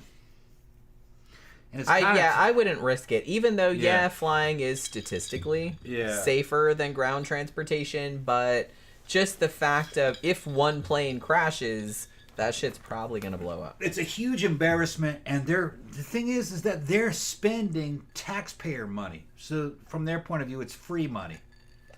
And they have tunneling technologies that you can't imagine. They have these fucking damn things. Looks like a damn round space capsule with a fucking crunching drill on the front and treads on the bottom, and it can fucking move forward hundreds of yards a day, through solid rock. Tunneling machines. So I imagine that by this time, imagine by 2000, what is it, 24 now? It is, yeah. Yeah, 2024. Which is crazy. I never thought. I imagine there's fucking. I never thought I'd still be alive in this year. Imagine there's a I shit didn't ton really of think about fucking it, honestly. secret underground tunnels connecting military bases that we don't know about. Like I said, I would be surprised if they didn't have that. Yeah. Because if it was me and I had all the money, I would have that. Yeah. Why And would you not? They have all the money and they had a lot of time, and they had access to nuclear power, so you could take some of those tunneling technology, put a nuclear reactor in it out of a submarine, and fucking probably bore some badass fucking tunnels through the earth without having to worry about fuel or anything. Danny says the difference between hydrogen and atomic, one makes a whistle noise and the other is sung by Blondie. I love that Blondie song. I love that Blondie song. Yeah, it's a good song. It is a good song. Atomic. I always dance to it when they play it at the 80s bar. Yeah. Xana said they set off a shit ton of nukes here in Nevada where I live. Yeah. There's one town in Nevada that had a 200% increase in children getting cancer, but they never linked it to anything. Could have been from those nukes. I mean, probably. Probably. Nevada was a testing ground. Oh, big time. Big time. For a lot of shit. Yeah, so we talked about the first bomb. So one switch, pretty much, made it from kept One it from- safety switch. One safety switch kept it from going off. Yeah. The second bomb came out of the plane. It was also partially armed, and it basically fell into the ground, going fast, 100 miles an hour. It landed in a field that was full of mud and disintegrated. Thankfully, it did not detonate. There was one high voltage switch on it that they believe prevented it from arming fully. And they think that this is the only reason that this bomb did not explode. 24 megatons, this bomb was. Pretty big. 2 bombs Yeah. fell on North Carolina. Yeah. And thankfully did not explode. They very, very well could have, but 24 they did megs. 24 megs. They did not. It's a lot bigger than the Hiroshima bomb. Yeah, these were power. And like I said, hydrogen Not- bombs are yeah. generally a lot more powerful than atomic bombs. Yeah. Now the size, like I said before, the size of the explosion isn't quite the same, but still, it's a lot more power, a lot more heat. The bitch got hot fast. Isn't the difference between them? Isn't one like a fission bomb and one is like a fusion bomb? No, well, yeah, there is fission and fusion, but I don't know all the technical details. A lot of that shit is fucking nuclear fucking secrets. I mean, that's what most of it. that was my understanding. Most of them, I believe, is fission. But I think hydrogen bombs are fusion bombs. It could be, yeah. I know. All I know about the hydrogen is that whatever they have like a much larger impact, like over a wider area than a fission bomb. It's the same basic core where you have like uranium and plutonium smacking into each other, and the way that they react to each other is different. Well, it's because around it there's a whole bunch of hydrogen fuel, which fuels the explosion. That's the main difference, based on memory. Yeah. Yeah. I'm just saying, from my understanding, I think that a fusion bomb is like many times worse in the sense of having a much larger impact radius. Yeah. You know what I'm saying? Yeah, well, having hydrogen around it has probably Yeah, more. because to I do think with that like than the way that the atoms like react to each other is I think the deciding factor there. I just know that the hydrogen was a fuel, basically, to get it hotter, which meant more powerful. Yeah. So Yeah. if you live in North Carolina, just know that in 1961, y'all could have basically got nuked. Yeah. I mean, you did get nuked. Yeah. You just didn't know about it. They didn't go off. It didn't go off. Yeah. Which, like I said, I can see why they didn't tell people that shit until like later on, because I didn't know until later. It's a secret. They don't tell you that in history class. Yeah, it's a secret. I think Tom told me about it. Yeah. Or I read it somewhere, and I was just like, holy shit, really? It Like, was I might have read it. I think it was on one of those Cracked articles. Yeah. That was just kind of like crazy military mishaps. It was a or secret for something. decades. It was, yeah. And then they finally declassified it, and by that time Our bad. it was a long time ago. So We dropped a couple H-bombs on you guys. Sorry. Yeah. Yeah, so they didn't go off, though, so don't... Some people don't add us. Some people would have died had they gone off, Oh, big time. but not as many as you'd probably think. Maybe Sure, but 1,000 or still. so, probably. I mean, that's still a Still lot. a lot, but- That's still a lot of people. Because it wasn't in the middle of a city where they hit. Yeah. Thankfully. I mean, Yeah. that easily could have happened, too. Yeah. So here's the thing. So they were going to do an excavation of the second bomb. But they... Because, like I said, the first one, the pit it was right there. It's like... I have a picture of it. It's like basically right there because it had the parachute on it. It got caught in a tree, so they found it.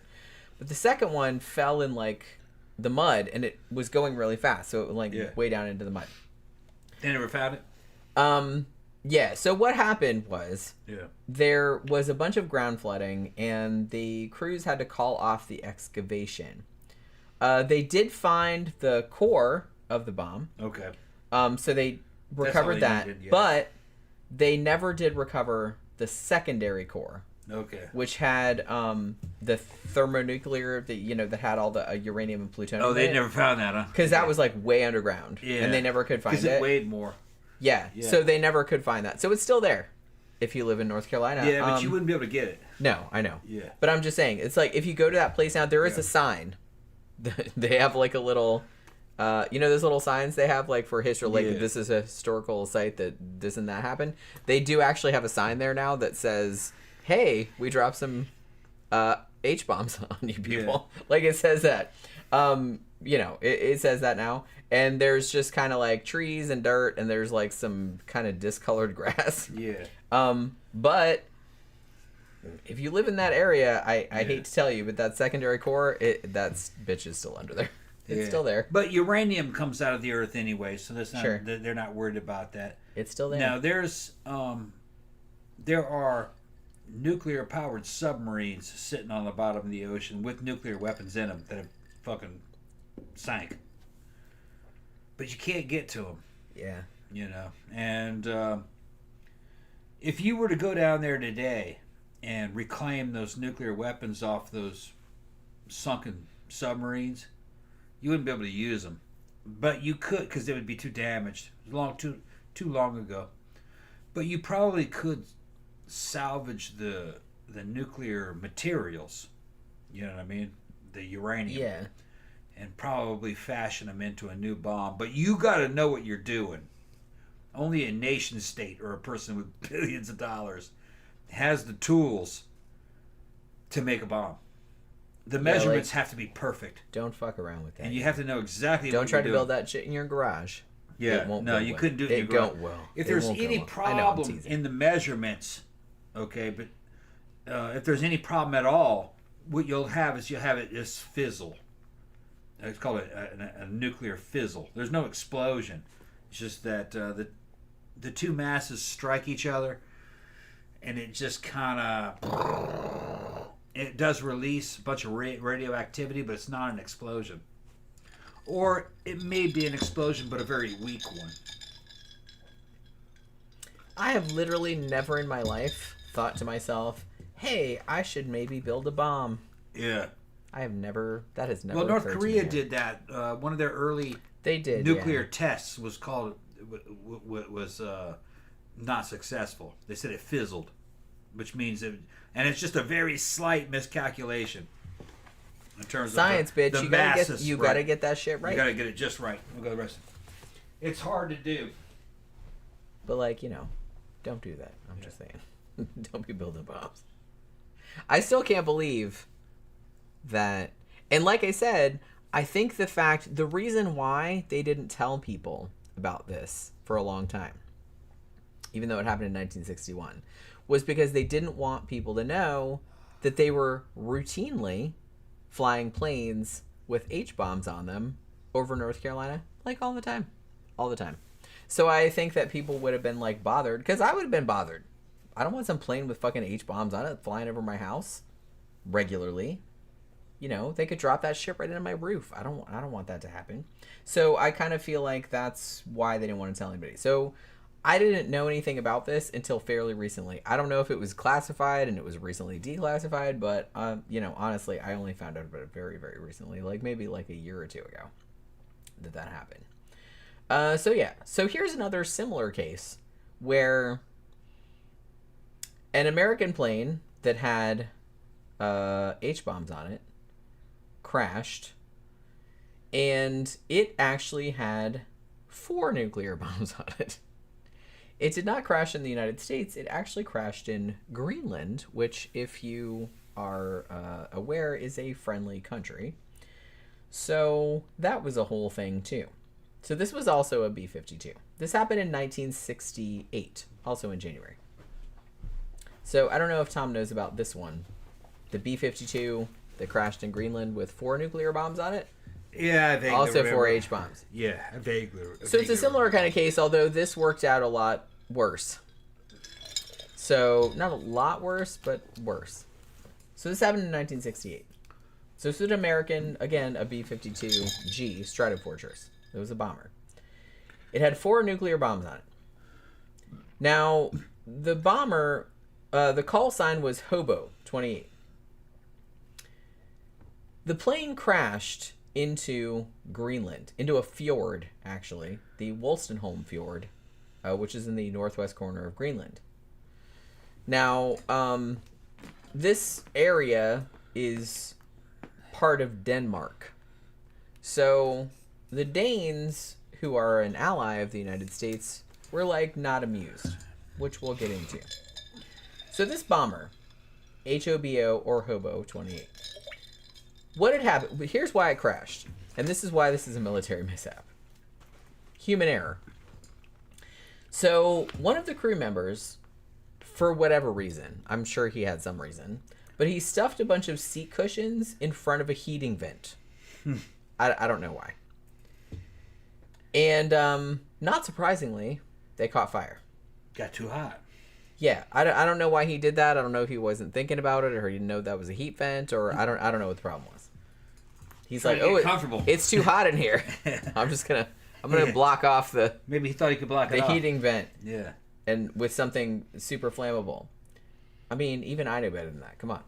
So they did that. Now, the smoke got so bad in the plane that the crew had to eject.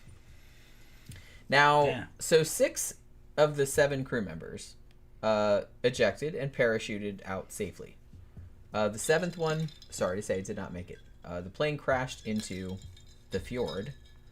Now, this fjord that they crashed into was 7 miles west of the Thule Air Base, which is America's most northern military base. Thule. 700 miles north of the Arctic Circle. Wasn't Thule the name of the society that fucking eventually That's what I thought gave too. birth to the Nazis? Yeah. It was, yeah. Thule, yeah. Thule. Yeah. But I'm sure that means other things. They were esoteric fucking groups. This is an esoteric Air Force base. Yeah, right, yeah. The esoteric Air Force base. Esoteric Germanic fucking groups. Yeah. Yeah. Well, I mean, I think they named it that because it means something else in Right, it must mean something. that. Yeah, it doesn't have anything to do with Nazis or anything. Yeah. So yeah. Now, obviously, like Greenland, if you didn't know, is pretty strategically important to the American military, particularly at this time, because it was pretty much exactly halfway between Moscow and Washington, D.C. So in 1946, the U.S. had actually tried to buy it from Denmark, Greenland, that is. Denmark said, nah. But they said, but I tell you what, you guys can put an air base there. That's fine. They didn't let them buy the whole country, though. You know what I mean? We're trying to, like, buy everything. What's that all about? So what happened? So this plane crashes with 4 hydrogen bombs in Greenland. Now, because this had happened, the Danes were a little miffed. Now, Denmark had, since 1957, had established a nuclear-free zone policy. And they did not want any nuclear weapons in Denmark or its territories. Now, this crash at the Thule Air Base had exposed the fact that the U.S. had been flying planes armed with nuclear weapons over their airspace for a long time, even though the U.S. was telling them that they hadn't. So the Danes were a little pissed off about it, as you would be.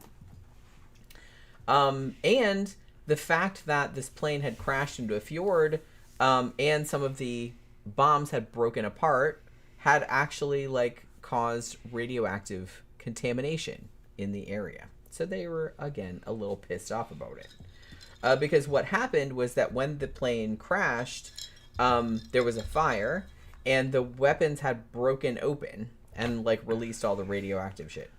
They didn't blow up, thankfully, but they did like contaminate the area. So as I said, these were H-bombs, and like we were talking about before, it's like a lot worse than atomic bombs that were dropped on Hiroshima and Nagasaki. Not saying that those weren't bad, but these were like several times worse. These were okay. So the example I wrote down was that the bombs that were on this particular plane that crashed into Greenland, the bombs were 100 times more powerful than the bomb dropped on Hiroshima. Okay. 100 times more powerful. Like I said, they did not detonate, but they did break apart and kind of leached into the environment. So what, 50 megatons? Something like that? 1,400 kilotons. 1,400 kilotons. Kilotons is what it was. All right. The bomb dropped on Hiroshima was 15 kilotons. Okay. So the one that crashed I thought was it was half a 1,400 kilotons. I thought Like it was I said, half it a didn't- megaton or something. It didn't detonate, All right. but it contaminated the area. Okay. So after this crash, so Denmark and the U.S. they're like, look, it was just an accident. We didn't mean it. Sorry, we've been flying all of these fucking H-bombs over your airspace, even though we told you that we weren't. So there was that.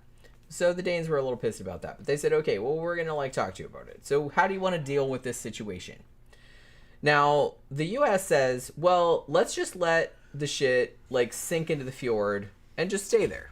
Because that's the easiest solution, obviously, and we're lazy, and that's just what we would do. The Danes were like, oh no, that's not what's going to happen. You guys need to come here and get all of this fucking wreckage and all of the ice that's been contaminated by the radioactivity and get this the fuck out of our country. That's what they said. So finally, the U.S. had to cave because they wanted that strategic advantage, like from that Air Force base that they had there. So they're like, okay, so they had to cave in and like, concede to their demands. This cleanup was codenamed Crested Ice. I love that name. So basically what would happen was that if they let it go too long, they would be, when spring came, the ice in the fjord would melt. And so any debris that was left from the crash would sink farther into the seafloor, and it would be obviously like much harder to get to. So basically the U.S. crew had to go out there. The temperatures were minus 75 degrees Fahrenheit, which I can't even imagine that cold. They said, yeah, the weather was fucking awful. Wind speeds, 80 miles per hour. Damn. No sunlight, also. A lot of wind chill. Because obviously this is above the Arctic Circle, so, you get like 6 months of darkness or whatever. There's like, the sun's not going to rise again until like mid-February, so good luck with that. You still got a month before the sun comes up. So get out there in the dark, in the freezing cold, and get all that shit. You know what I mean? It's your problem. So they get a bunch of airmen out there. They had 50 of them like walking in lines, you know what I mean? Like all like that. And they looked for every single piece of wreckage, no matter how fucking small. They said just like, obviously they found big pieces of wreckage, they found fucking tiny pieces of wreckage, but they just had to kind of go in a fucking line until they found everything. They also found, they had a Geiger count. They had Geiger counters, obviously. So whenever they found like patches of ice that were obviously radioactive, they had to scoop it out and like put it in a storage container and like take it with them. You know what I mean? So they did actually find, fair play to them. They did actually find almost all of the wreckage and scoop up most of the contaminated ice. However, one piece that they did not find, was a secondary stage cylinder, which was uranium and lithium deuteride, which was the nuclear fuel components of one of the bombs.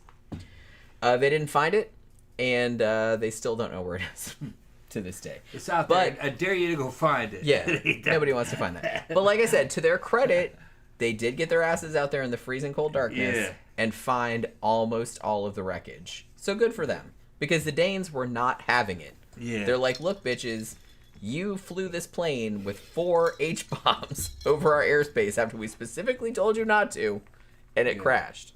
And you contaminated our shit. You got to clean that shit up. So the US were like, okay, our bad. So they did it. They did it. So, you know what I mean? Except for that one piece, which they never found. They still don't know where it is. I dare you to find that piece. As far as I know. I dare you to find that piece. As far as I know, they don't know. Try to make a weapon out of that piece. You're not going to be able to do it. So... that's why they let it go.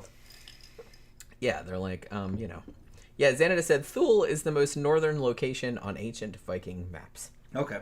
Yeah. See, I didn't think there was anything. That's up there where the fucking king of the ice giants is living. Yeah. Yeah. That's what I mean. Viking hell. Right. Well, that's why I think that there was nothing. I know that, Mustache Man and all them, they had a whole thing about that. They were real into all that Norse mythology and everything like that, but it's just kind of like, so I think a lot of those words have been like tainted because of their association, but it's just like, it doesn't have anything to do with Mustache Man, the German, that was later. Mustache Man, the Germans of the Bent Cross. I'm trying to say it that way because I don't want to get fucking demonetized. They looked up to all that Viking culture because they wanted to fucking get rid of this damn what they considered like they considered it a modern Christian Germanic Christian effeminacy. They wanted to get rid of it. This shit was too effeminate. They didn't know. Yeah, they didn't like. Be like girls, we suck. Yeah, they suck. They didn't want. They thought they thought Christianity was effeminate, and they wanted to go back to what they considered to be their original Germanic religion, which was Wouldn't have been the Roman religions. Christianity was one of the Roman religions, so they wanted to go back to like Norse type religions.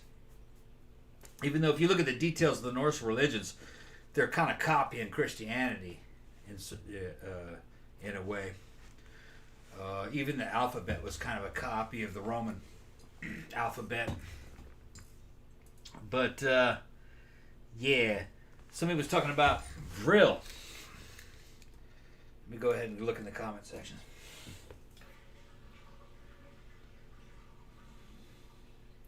Where'd he go? Oh yeah, it's planting seeds. He said, "Yeah, did the Thule Society also have a hand in Vril technology?" Vril technology. All right, there's a really good fucking movie. There's a really good B movie fucking with what's his name? Fucking Boosie's son, called fucking Nazis at the Center of the Earth. What was his name? Asylum Pictures. Yeah, I think Asylum made that. If you go see that movie, I love that. I love that movie. It's great. It's a great movie. I got it on Blu-ray. It's super fun. It's one of the best. It was one of the best Asylum films you can get. It's called Nazis at the Center of the Earth. Yep. And that bitch is a straight up documentary. It's fucking true. All right. Well, whoever wrote that, they knew their shit. They knew their shit. They knew Nazi science fiction. Yeah.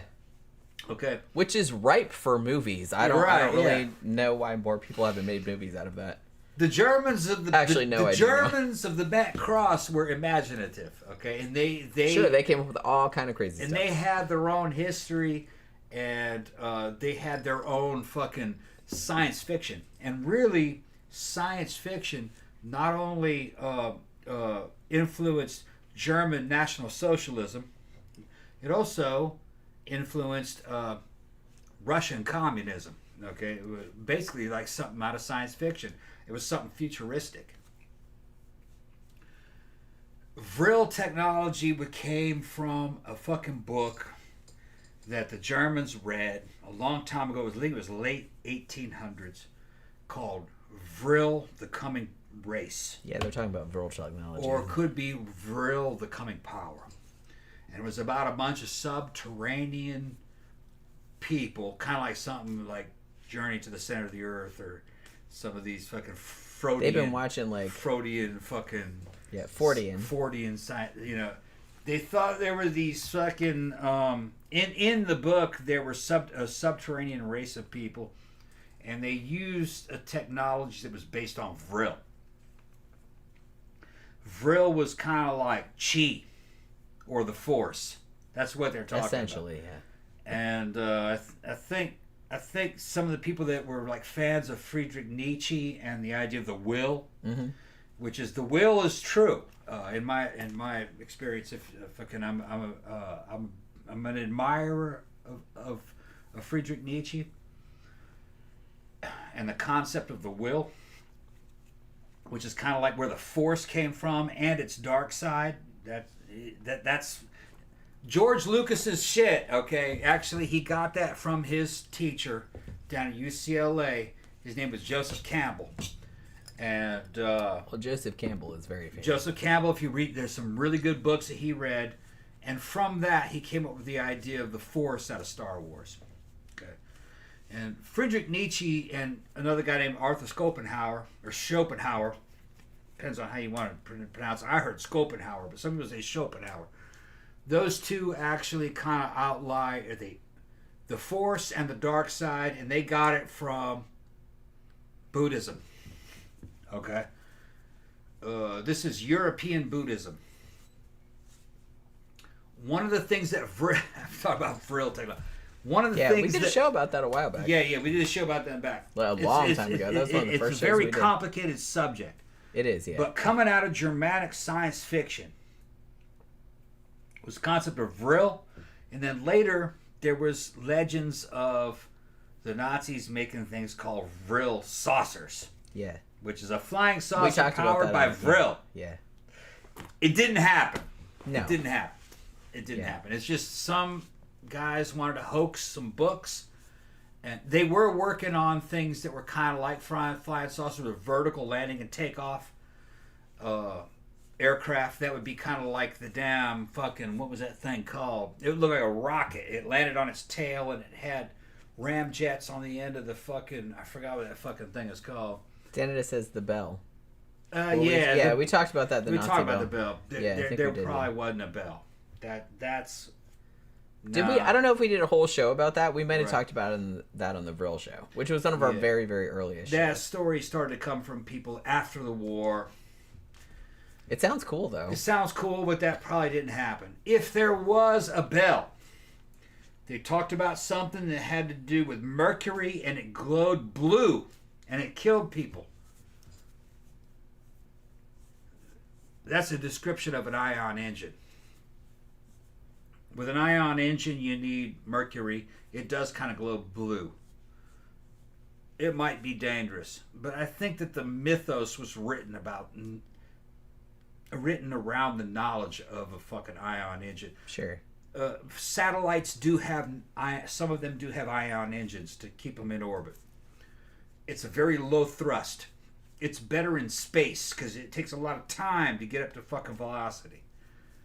Yeah, it's true. The Germans of the Bet Cross did want fucking exotic propulsion. They wanted things that didn't involve moving parts because that's expensive to make. They would be interested in something like an ion engine. And yeah, there is theoretically the possibility where they might have made some kind of ion engine experiments. But it would have required so much electricity and the thrust would have been extremely low. It wouldn't have worked. Not back in those days. Not back well, in those not days. for their purposes. Yeah, not what they wanted. You're it not for. going to make a goddamn jet engine or Not for anything what that they would wanted it challenge for. even a propeller engine. It would have been too expensive to do the R&D. Too expensive. It would have been too big and heavy, and it wouldn't have produced enough propulsion, enough thrust. I could see where they were engine. going with that, but Right. A regular internal combustion engine with propeller on the front of it would be cheaper and far more efficient and more powerful than any ion engine in an atmosphere like the Earth. You know, but I think the stories of the Bell were kind of made to sound like the Germans were trying to figure out an ion engine. well, like you said, when we talked about the show we did a long time ago about Vril and all of that, like, Germans of the Bent Cross and the occult, because they were super into that shit. And that's fascinating. Yeah. They really thought there was some kind of like weird paranormal supernatural aspect to their belief system where they thought that they could kind of like maybe approach things from a supernatural point of view, or they were coming at things from, or were they trying to scientifically prove some paranormal shit? Because I know there's a lot of crossover. Yeah, there's crossover at that time period because of the spiritualism movement and all of that. The basic German philosophy was to make things round and fluid and naturalistic, like the Volkswagen Bug. Very kind of actually round and fucking naturalistic. Everything was nature oriented. People don't realize that the Germans of the Bent Cross were nudists. Okay, they were very much nature oriented. There was a lot of things about them that actually almost kind of paralleled hippies. All right, a little bit. They were like that. Okay, they were take pictures of themselves nude and they had fun and sexuality was open from their point of view, although it was heterosexual, although it had a homosexual root to those guys, like Ernst Röhm and the SS and the SA, were gay. There was a gay army. Gay leather daddies. Ernst was fucking openly gay, and he fucking really kind of helped we're talking about Nazis now. Okay. Yeah, well, you know how you do. Yeah. But what I was getting at is that the Germans thought that their best designers, if you want to call them best or designers, their best thinkers were saying that machines should be more rounded and aerodynamic and more like things that you would see in nature. And they were working at that. Even this included propulsion. And in a way, jet propulsion was kind of more like something you'd see in nature. That's what you have coming out of a damn octopus. where it sucks something into the front, squirts it out the back, and they Right. take like off. I said, I get where people that's get what that. they were It's talking not about. dumb. Like, No. people, they're looking Right. at nature and they're seeing that. Most machines in that era were fucking square and fucking blocky. They weren't aerodynamic or svelte, rounded. The Germans were trying to go that way. Which they were right.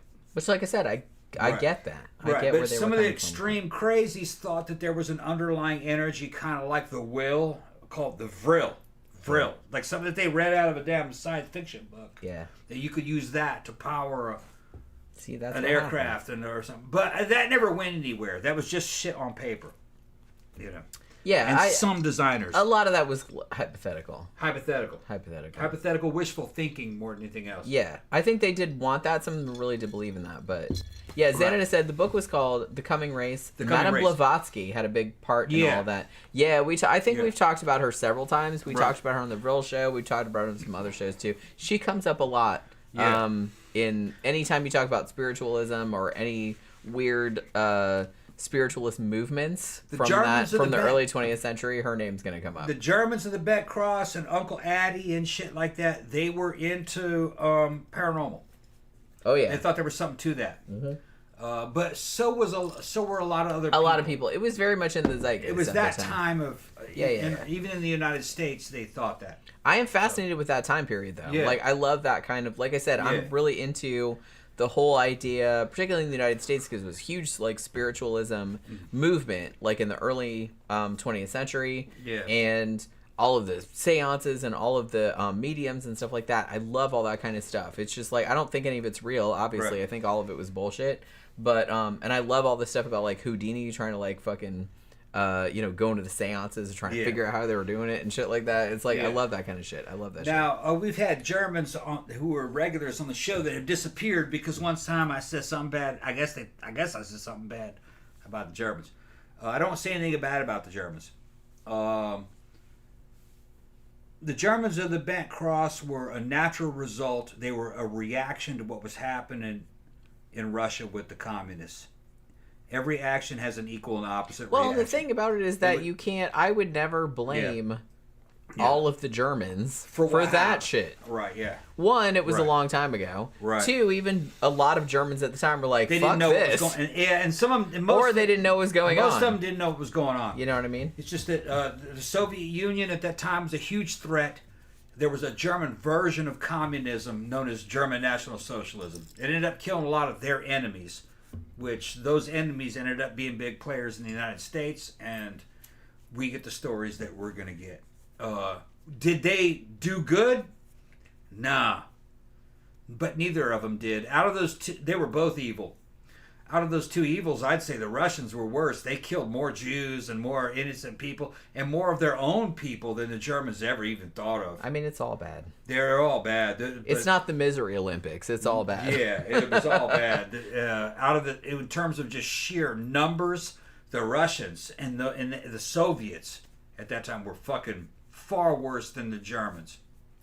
They were more insidious and they killed a lot more people and they killed their own people. At least the Germans thought they were killing their enemies when they did what they did. The Russians would kill loyal Russian citizens just to fill numbers, just to fill quotas. They were cold-blooded, very cold-blooded. Go to the restroom. Xanada said that you were talking about the triflugal. Yeah, trifugal. The trifugal. Yeah, vertical takeoff jet. Yeah, that was a vertical landing and takeoff aircraft. It was way ahead of its time, and it would have worked, but you didn't need it. I mean, they can do that now, but... They can do it now, but a helicopter's better. Back then, they couldn't do it. Yeah, right. I'm going to get another drink. All right. Yeah. So, here's a kind of a funny story. And Tom told me that there was another one that happened, like, more recently. And apparently, this happens more often than I'm aware of. Pilots ejecting from their plane, and the plane just keeps on flying. Which is very funny to me. But this one happened in 1970. So this guy, who was First Lieutenant Gary Faust was his name. So he's doing a test flight in 1970. He's in his fighter jet. All of a sudden, his fighter jet, for whatever reason, goes into a flat spin, which apparently seems uncontrollable. Now, so he's trying to get his shit together. He's trying to, get control back over it. The plane, by the way, was an F-106 Interceptor. Oh, those, yeah. So he tries to get control over it. But he's like, okay, I can't do this shit. It's freaking out. So he's just like, okay, I'm ejecting. So he ejected. He was 8,000 feet off the ground. So he ejected and safely landed, thankfully. Now, the weird thing about it was that once he ejected, he glides safely to the ground. And he looks toward the plane, thinking that the plane's going to crash because it was spinning and it was just doing all kind of shit. And he's just like, man, I ejected, so obviously something bad was happening. But the plane kept on going. It came out of the spin, apparently on its own, and just kept on flying, as though someone was in it. So he was just like, huh, look at that. That's a little crazy. I love this. One of his wingmen, whose name was Major Jim Lowe, he yells over the radio, reportedly, Gary, you better get back in it. And I'm just like, I'm not really sure how you expect that to happen. Like, well, you might need to jump up in the air and get back in the plane. I think he was on the ground at this point. I'm not really sure. Even if he was on the ground at that point, or if he was coming down to the parachute, hey, get back in the plane. Yeah, I don't think that's going to happen. Major, I just don't think that's going to happen. Get back in the plane, Gary. No, I'm not getting back in the plane. So he's just watching the plane, and the plane flies along for a little while, and then lands perfectly fine in a wheat field, which has snow on it. It's just like, shoop. It just comes to a fucking landing. He's like, I'll be fucking damned. I mean, can you imagine? He thought it was going to fucking crash, right? So he just jumps out of it. So the cops come, and the plane's engine, when the cops got there, was still running. So they're just like, well, we don't really know what's going on with this, so we're just gonna let it sit here and run until it runs out of fuel. They didn't want it to blow up or anything like that, so it's just kind of like they just kind of sat there and waited, and it was fine. So they let it kind of work itself out, and then they took it and they brought it back to the Air Force thing, and they fixed it. And the plane went back into active service. They still have no idea, as far as I know, they still have no idea what caused it to go into a flat spin like that. They don't really have any idea what caused that fucking shit. But can you imagine thinking that your plane's going to crash? Like I said, going into a flat spin like that and being so bad that an experienced pilot would be like, fuck this shit, I got to get out of here. And then like landing on the ground and then watching the plane just sailing on without you and then landing very casually in a field. It landed? Yeah, it was fine. They used it again. Okay. They put it back into service. I missed the part of it. Yeah. So the landing gear was down when he fucking had it. I don't really know. It went into a flat spin? Well, there was snow on the ground. Okay. So, but they said it landed just fine. It wasn't damaged or anything like Wow. that as far as I know. And it's just like, it just kind of landed He there. got lucky. And he's just like, what the fuck? And there's this He's plane. just like watching it. Like, because Yeah. he jumped out with the parachute. He thought it was going to Yeah. fucking blow up or crash or something shit like How that. did it stop? Dunno. I guess it just fucking Okay. All right. crazy. But he just thought it was crazy because he ejected. And then, like, he's like, so I watched it, and then it just was normal. It righted itself. Like, flying as though someone was flying it. Yeah. And he's just like, what the fuck is going on? Which is weird. crazy. That's crazy. All right, so now we're going to talk about a similar thing that happened that didn't work out so well, I hate to tell you. And this was a Soviet era thing. This happened in 1989. That last one, I think I mentioned it, but it happened. Last one happened in 1970. These are all in chronological order, like I said. So this is the Belgian MiG-23 crash from 1989. So, July 4th, 1989, you have a colonel, Nikolai Skuridin, I think is how you pronounce his last name. He had just come back from vacation, and he was going on a routine, like, training mission, like an intercept training mission, over the Baltic Sea. So he was going to leave from this one air base in Poland, which I cannot even begin to pronounce, And when he took off, it's like everything seemed fine at first. But when he got to about 150 meters and put up his landing gear, he saw that the plane, the afterburner had failed. So he sees all this smoke coming out of the back of the plane, and the plane started to lose power, like significantly. So he radios back to base. He's like, look, this is bad. I'm going to eject. So the higher up said, yeah, you totally should eject. So he did. Now he ejected from the jet. Now, apparently, without the dude in the plane and the ejection seat, which how much can that weigh? Not really much. But after he got out, the plane did not crash. It pitched up and rose up into the air as though it was taking off, as though someone was in it. The engine was still running. At this point, it leaves Polish airspace and then goes into East Germany and then into West Germany. It's just flying on its own. What year was this again? When was this? 1989. 1989. So yeah. So the plane goes into East Germany, then into West Germany. At the point that it comes into this area, the European U.S. Air Force is just kind of like, what the fuck is going on with that? Yeah. So it's like, we need to do something about that. So I'm not sure at this point if they knew that the plane was unmanned. You know what I mean? Yeah. But they're like, okay, well, this could have hostile intentions, obviously, because it's in their airspace. So they send 2 F-15 Eagles from the 32nd Tactical Fighter Squadron, who had been based out of the Sesterberg Air Base in the Netherlands. So they take off to intercept this plane. Now they're watching this plane. This plane is only going 400 knots, relatively slow. And they didn't really see any signs of any nuclear weapons on board. Like I said, I'm not sure at this point if they were sure that it was unmanned or not. So they said, okay, well, don't shoot it down yet. Just follow it. So they're going to let it continue its flight and see what happens. They're kind of hoping that it's going to maybe crash into the water, like the English Channel or something like that. So they keep following it. It goes over Dutch airspace, and then it goes into Belgian airspace. Now, at this point, they're like, okay, well, we had thought that we weren't going to shoot this fucking thing down. But at this point, they're like, it could, considering the trajectory that it's on, they're like, it could crash into Lille, I guess is how you pronounce it, the French city. So, like, obviously, we don't want that to happen. So, like, we're going to wait till it's over the North Sea, and then we're going to shoot it down.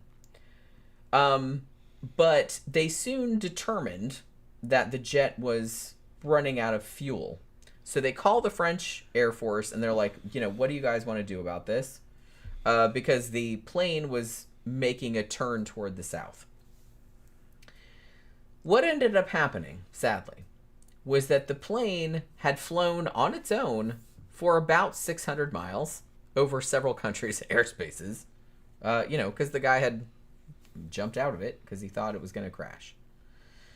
It ended up crashing into a farm in Belgium. Sadly, there was one person in that farmhouse, a 19-year-old student named Wim Delaire. Delaire, I think is how you pronounce his last name. I'm sorry if I'm mispronouncing it. He was actually asleep in the house. He had just finished his university exams, and he was sleeping in the house, and unfortunately, the plane, which was unmanned, crashed into the house and killed him. Other people did live in the house, including that dude's dad, and several other family members, but they were not home at the time. Like, his dad was at work, and his other family members were out, like, running errands or whatever. So, sadly, he was the only one in there. He was only 19 years old, and he got killed when this plane crashed into the shit. Now, at that time, General Secretary of the Communist Party, who was Mikhail Gorbachev, he told the media he was sorry about what happened, which, that's the least you can do, really. But basically, the Belgian authorities were very concerned at how long it had taken for Soviet officials to tell Belgium about the fact that there was an unmanned aircraft flying around in their airspace that might potentially crash into their shit, which is what ended up happening. Also, Belgium were afraid that it might have nuclear weapons on it, which thankfully it did not.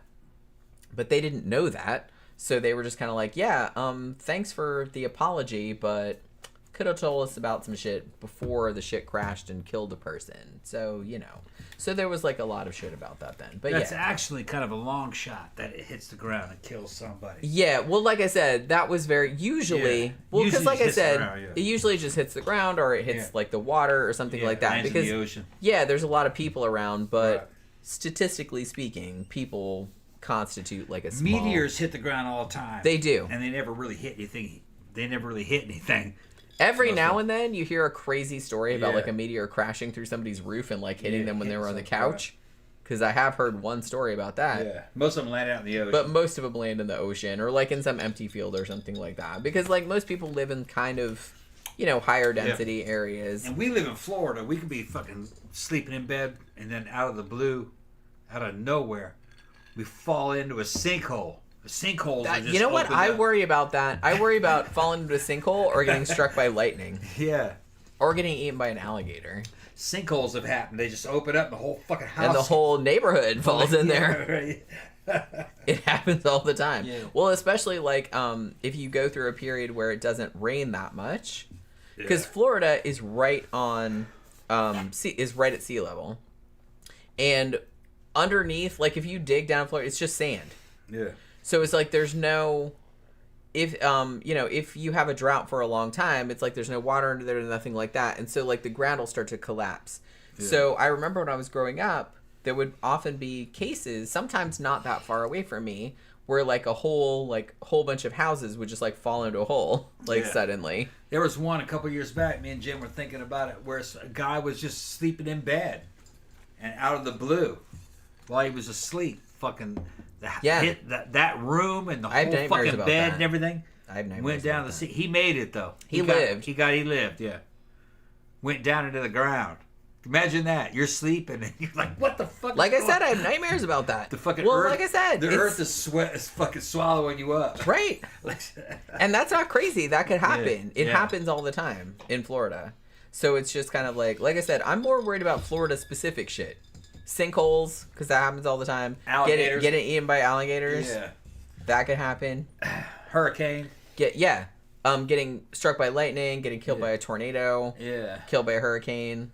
Hurricane also causes tornadoes, so there's Yeah. that too. So, you get your whole fucking shit Florida blown man. down.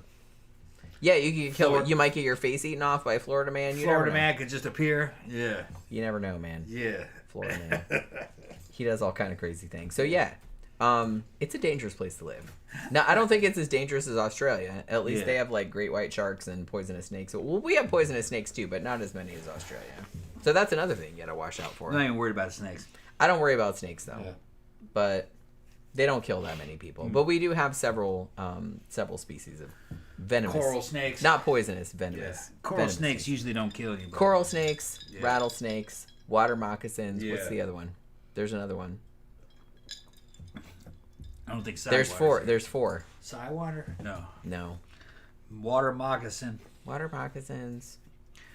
God, every Florida kid Rattlesnake. has this drilled into Yeah. them, and now I Yeah. can't remember because I'm kind of inebriated. Coral snakes here, but I don't think anybody's ever really died of a coral snake. Well, because in Florida everybody knows that shit. Yeah. Well, most people that get bit were either trying to fuck with the snake, like Yeah. trying to catch it, Yeah. trying to kill it, or they were like, oh, I was doing yard work and I reached into the bushes and there happened to be one in there and it bit Yeah. me. You know what I mean? So you do kind of see that happen, What's the next case? but it's not very common. And you don't usually die because usually you can get to the hospital and they have anti-venom because it's Florida. We know about that shit. What's the fourth one? I don't remember. Now I can't remember. Oh, we also have venomous spiders. Yeah. Black widow and brown recluse. We have those too. My brother got bit by a brown recluse on his knee back in the 90s, and he got blood poisoning. Like it went. He had to walk with a cane for a while. It went like all the way up his leg like that. You could see the poison like going up his leg. It was fucking freaky. Okay, so these last two are kind of funny. Nobody died. So the British accidentally, as one does, invaded Spain in 2002. So what happened? So there were 24 British Marines, and they were on a training exercise in 2002. And as part of this training exercise, they stormed a beach. Now, the beach that they stormed, they thought was in Gibraltar, which I guess was the, accepted place that they were supposed to do the exercise at. As it turned out, though, the place that they stormed was not Gibraltar. It was actually a beach in La Linea, Spain, which was a resort. So here's all these British Marines storming the beach, and everybody's just like, what the fuck are you doing here? So they come up on the beach, and then a couple of locals that were on the beach and a couple of cops were like, what are you doing here? Like, you know what I mean? So there was that. Now, what they said, here was their excuse. Later on, they said, oh, well, the weather was really bad, and we couldn't really see where we were. Which, okay, maybe it was. I don't know. Spanish officials were pretty cool about it. They're just like, all right, just let's not let it happen again. You know what I mean? But they did. I love this. The Spanish gave the British a very, very sarcastic. They're like, yeah, it's cool and everything, but you should have been able to see Gibraltar, because it has this 1,400 foot tall rock that is like right there. So you should have known that was the place that you were going instead of this place, which does not have a 1,400 foot rock. So, just saying. So we're a little passive aggressive about it, and I kind of love that. Now, this is apparently not the only time that this has happened, that a country has accidentally invaded another country. I'm sure it probably happens all the time. Apparently, Switzerland has also invaded Liechtenstein accidentally 3 times. Well, it's not like they're enemies. Yeah. They're just coming into their shit, like with their army and stuff like that. And one time, the Swiss soldiers actually caused a big forest fire there. So Liechtenstein were not too happy about that. But like I said, it does kind of happen from time to time. Nobody knows where, like, the fucking exact country line is, I guess. So it's just kind of, like, easy to happen. So here's one that you should appreciate, Tom, because this is very recent, and you can go off on a rant about how nobody's as cool as they used to be back in your day. Like you do. Like old man yelling at cloud. Yeah, like they fucking suck. Well, this one. Well, no, there were people back in the past that were fucking awesome. Well, recently they're fucking. Like I said, but there were people back in the past who were idiots also, as we have talked about on this show. Yeah. People can make mistakes at any time. I'm just saying. All right. This one happened. Actually, this was a while back. So this was in 2010. So these were a couple of helicopter pilots in 2010. Now, they were from the Helicopter Maritime Strike Squadron 41. So they're flying some MH-60R helicopters over Lake Tahoe for whatever reason. I'm not really sure what the whole mission was. So everything's fine. They're flying. What branch is this? I don't know. Okay. All right. They're maritime. It's got to be fucking Navy or Coast Guard. I would imagine. Yeah. Okay. So they're doing their shit. And then suddenly witnesses who are along Lake Tahoe, because it's Lake Tahoe. There's a lot of tourists and stuff like that. So they see one of the helicopters kind of dip down into the water. And dip down into the water? Like dip down into the water, kind of. Like that. Okay. And so a bunch of, obviously this is 2010, so everybody has cell phones. So it's like some people are like, what the fuck's going on? So they film it, you know what I mean? So a bunch of people got it on video. So, what's going on? Do they have some kind of, engine problem? Or were they trying to, pretend they were doing a search and rescue mission? Or what's going on? Okay, so they found out later, the answer was that what they were doing was that the pilot, this was a $33 million helicopter, by the way. So he wanted to go super low over the water because he wanted a super cool profile picture for the squad's Facebook page. So he was trying to get a really good background. Yeah. Okay. To do that. All right. Now, so what happened was that the pilots of the helicopters, reportedly, took their hands off the controls so they could take pictures of each other. Yeah. Flying the helicopter. Okay. Right? Yeah. And They're then, tripping. so yeah, so then because nobody had their hands on the controls, like one of the so the helicopter starts kind of plummeting toward the water as it does when no one is controlling it. Just pro tip, and so eventually, like I said, thankfully no one died or anything like that. But it's like the pilot was like, "Oh, holy shit!" and he goes over back there and kind of gets control back of it, and he gets up out of the water. However, the damage to the helicopter ended up costing $500,000 because a bunch of the like antenna and shit like that were all fucked up because they dipped down into the water. Yeah. So these two idiots got back to base and they lost their flight status. Yeah. As far as I know, Fucking around. that's all. Yeah. Well, you know, that's kind of what you do. That's Officers, man. Officers are fucked up. Yeah. the thing with social media, man. Don't try to get like cool pictures because here's the thing. I don't know why I just thought of this, but you know how people try to get like super cool pictures for Instagram or whatever, or TikTok or whatever, and then they're like, hey, look at me, I'm like on the edge of a cliff, and then they fall off the cliff and die. Yeah, this is kind of like a situation like that, but thankfully nobody died because you're trying to get a cool picture. Yeah. But please don't go to the edge of, or look at me, I'm like right next to like a fucking panther, Right. and then it eats you. So Although I've seen fucking people that own those things and they're fucking wonderful, living in the house. Panthers, yeah, we know. mountain lions. Yeah. Well, They we've can be seen if you raise them. They can. They Well, just as here's sweet the as thing. Any other cat. pet cats Yeah. are genetically Yeah. not really any different from wild cats. Yeah. So if you raise them, and I'm not saying please don't raise wild cats in your house unless you have a permit. But I'm just saying that Florida, we got them. they do have them here. People do raise them. But if you raise them from a kitten, you shouldn't have a problem because they do behave exactly the way Just a like a pet house cat behaves. Yeah. Well, like There's I a said, channel they're called genetically they're not any different. There's a than channel a on wild YouTube cat. called I Am Puma. It's a Russian couple, and they have several cats, and one of them is his name is Messi, and he's a American mountain lion, and he just loves fucking that man that owns him. Just loves him. And he's just like, and his wife is like, "Daddy's coming home. Daddy's coming." He's just waiting for Daddy to come home. He's a big ass fucking mountain lion. Gets in bed with him. Fucking, he's just kissing on the fucking big cat's face and shit. And it is cute. It's super cute. But be like, well, that thing will eat you. Nah. I mean, probably not. Nah. I can Unless read. he gets mad one day. I'm part of my side gig was being an animal trainer. My mother was a fucking famous horse trainer in California. She's a very well-known horse Very trainer. well known. And she's been in newspapers and magazines and everything. and I came up around all different kinds of big animals. And I know cats and cat behavior. But animal body language, you can tell when an animal loves somebody. They won't hurt you, But the thing is would that thing hurt somebody else? Maybe. See, that's kind of more what I would be worried about. Yeah. Like that some friend would come over and they'd be like, Right. yeah, I don't like this person. I like Pop. I'm going to, because like I said, if we had people over and our cats didn't like that person, they're too little to do anything to that person. Right, they could just like scratch them or bite them or something. They couldn't like knock their head off or bite their face off. But in general, they're a good character.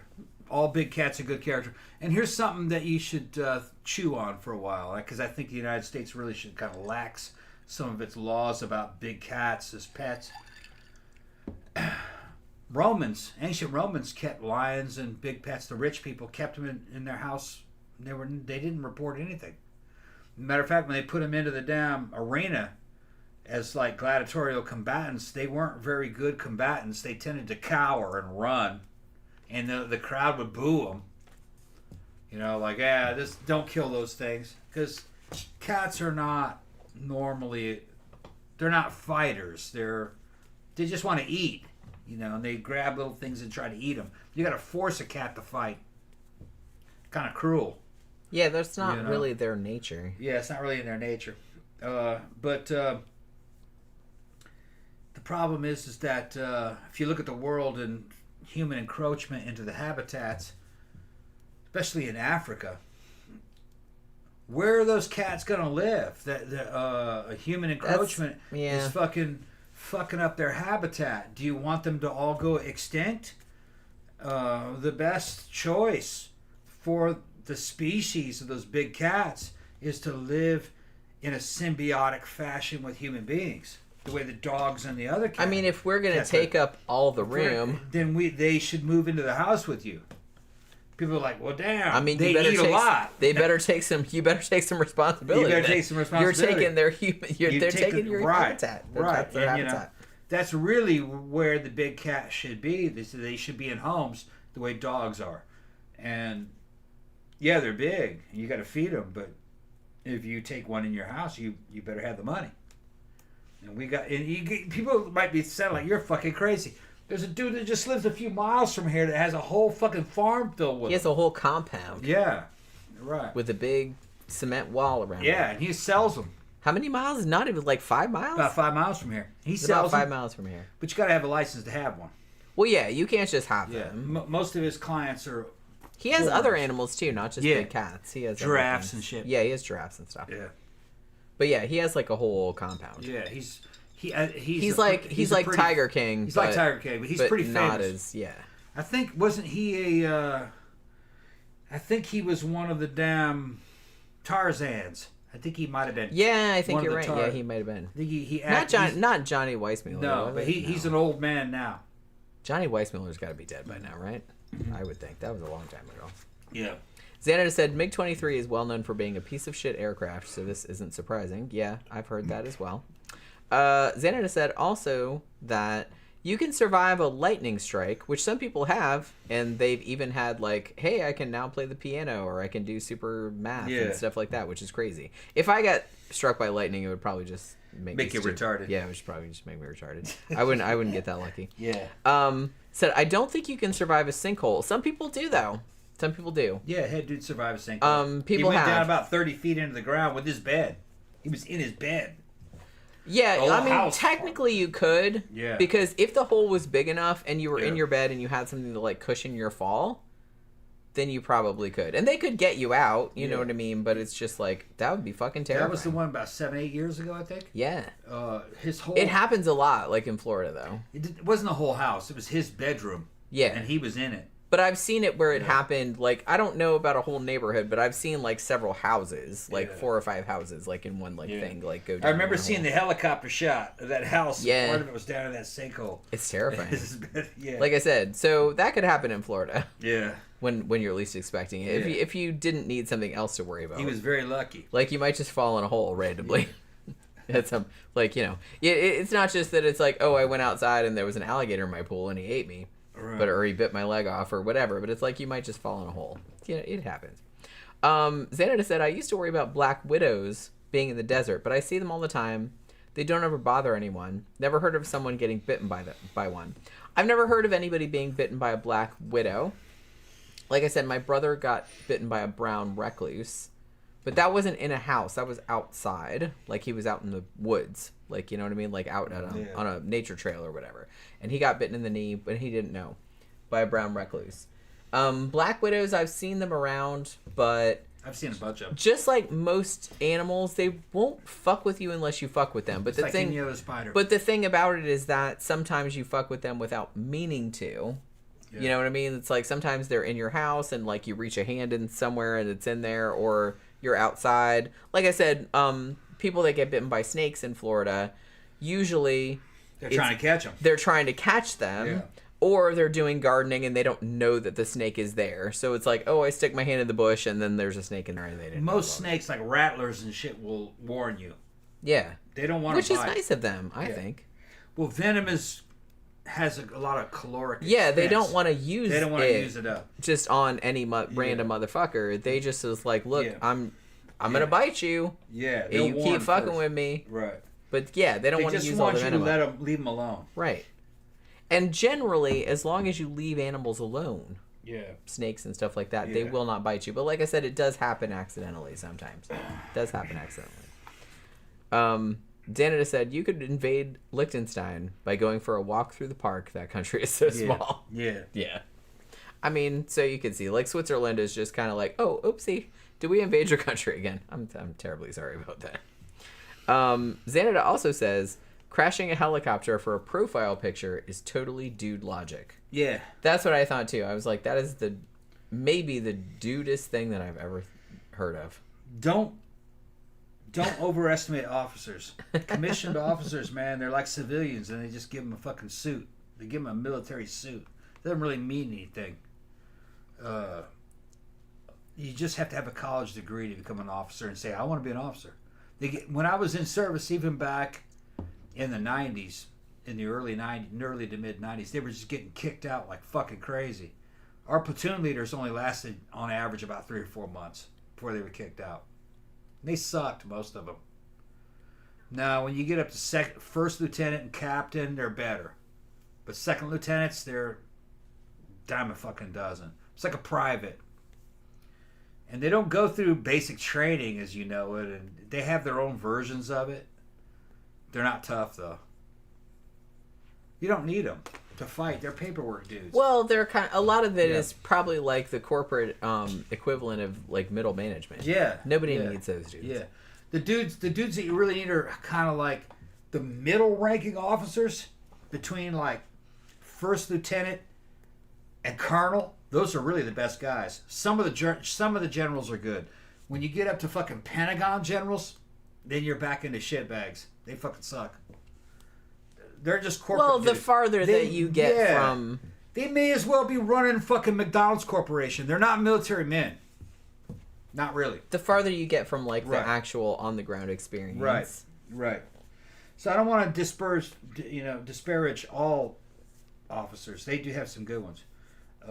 But they got to be in there for a while. But like I said, I think that's the same issue. Certain field grades. Yeah, that's the same issue you run into in corporate jobs and stuff like that. The farther removed somebody is from the actual shit that needs to get done, the less useful they are. And I'm not talking out my ass. Because a dude I went to basic training with named fucking Private Trapansky. Okay? Later on, when he made fucking Spec 4, went green to gold, and ended up being an armored officer. He's a friend of mine. I still talk to him on fucking Facebook. And me and Trapansky are like that.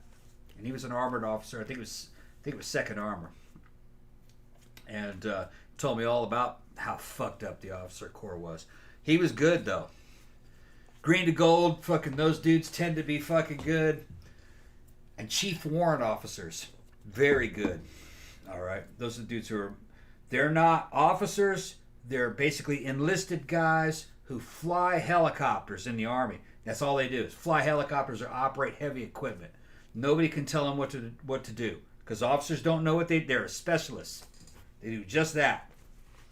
And the whole idea of a warrant officer was that they did not want any enlisted or officer ranks fucking with them because they just do what they do.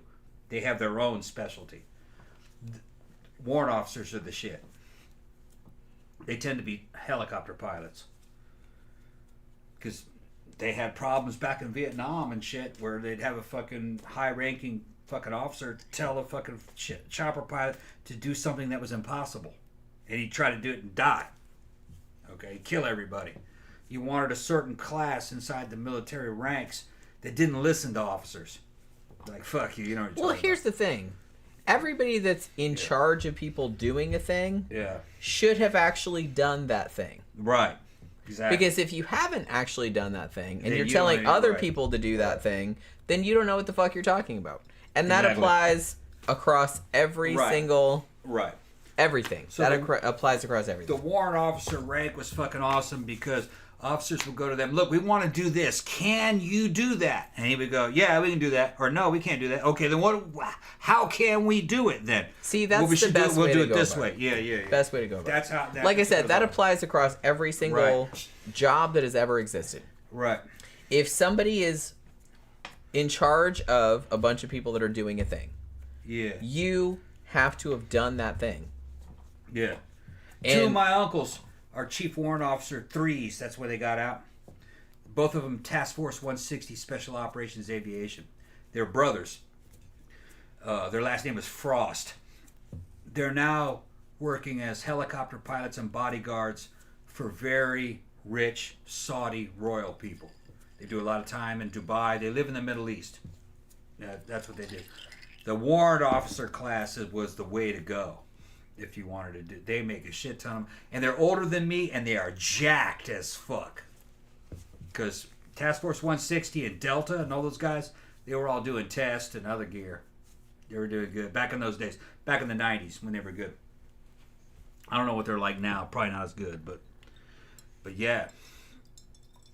Chief Warrant Officer Frost, both of them, they're doing well right now.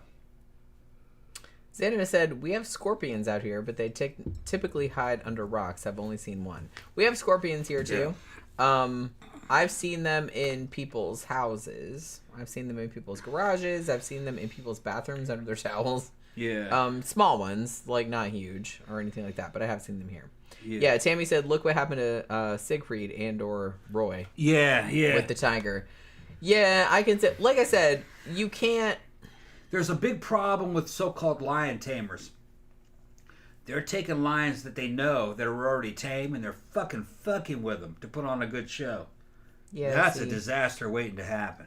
I kind of feel like if you're gonna have a big cat, it's probably better not to fuck with them. Yeah, well, try because to get them to growl or like and put all them that. on display, or like try to get them to do stuff that they wouldn't normally do, because that's gonna end badly. Yeah. So performing, I'm not really into the whole performing animal thing. Yeah. Animals, especially big cats, don't understand what a performance is. They don't understand that. They're just trying to do what their caregiver is telling them to do. I would never put a cat into that position. I would not like that. You're going to confuse that cat. If you have a big cat like that, then you have to be that cat's friend. You have to love that cat. That cat has to love you. You're feeding it and you're petting it. That's all. They understand that. Yeah, I don't like the whole like putting on performance. We're gonna put on this big show, I don't and like fucking that. we're gonna do this, and I'm gonna scare you, and you're gonna fucking growl and shit. No, they just don't. They're not built for that, man. They don't fully understand what it is you're doing and what you're making. I don't really like the whole performing animal. Yeah, performance is not anyway. something animals are supposed to do. Because they're like, oh well, okay, I can do this in this context, but not in this other context. Right, Do you know what I mean? And it's like, I'm not really sure that they like understand that. Some monkeys, like I said, it's like a little kid. And They Yeah. don't really get some the monkeys distinction. might understand certain elements of performance, but I wouldn't. Not cats. Cats don't know what that is. Dogs might. They're very social. Yeah, maybe. But- Probably. Yeah, they're probably. they're like, look, I'm making them happy. Dogs just want to make everybody happy. Cats are not like that. Their cats aren't like that. No. They're not like that though. Right. They're kind of their own. Yeah. They're very much their own. And I person. guarantee you, Siegfried and Roy loved cats. Those two dudes loved cats. They did. And those cats probably loved those dudes. Oh, yeah. They're probably real good with them, but Something, they get very confused of what they're asking them to Yeah. do. They're asking them to growl and to put on these fucking shows and shit. And that's not what that is, man. That is an African savanna predator. It's supposed to be out on the fucking African plains. You know what I mean? A big lion. Here's the thing. It's supposed to be in a show. I mean, okay, our cat Pookie is super smart, and she understands a lot of things that I didn't think that cats could understand.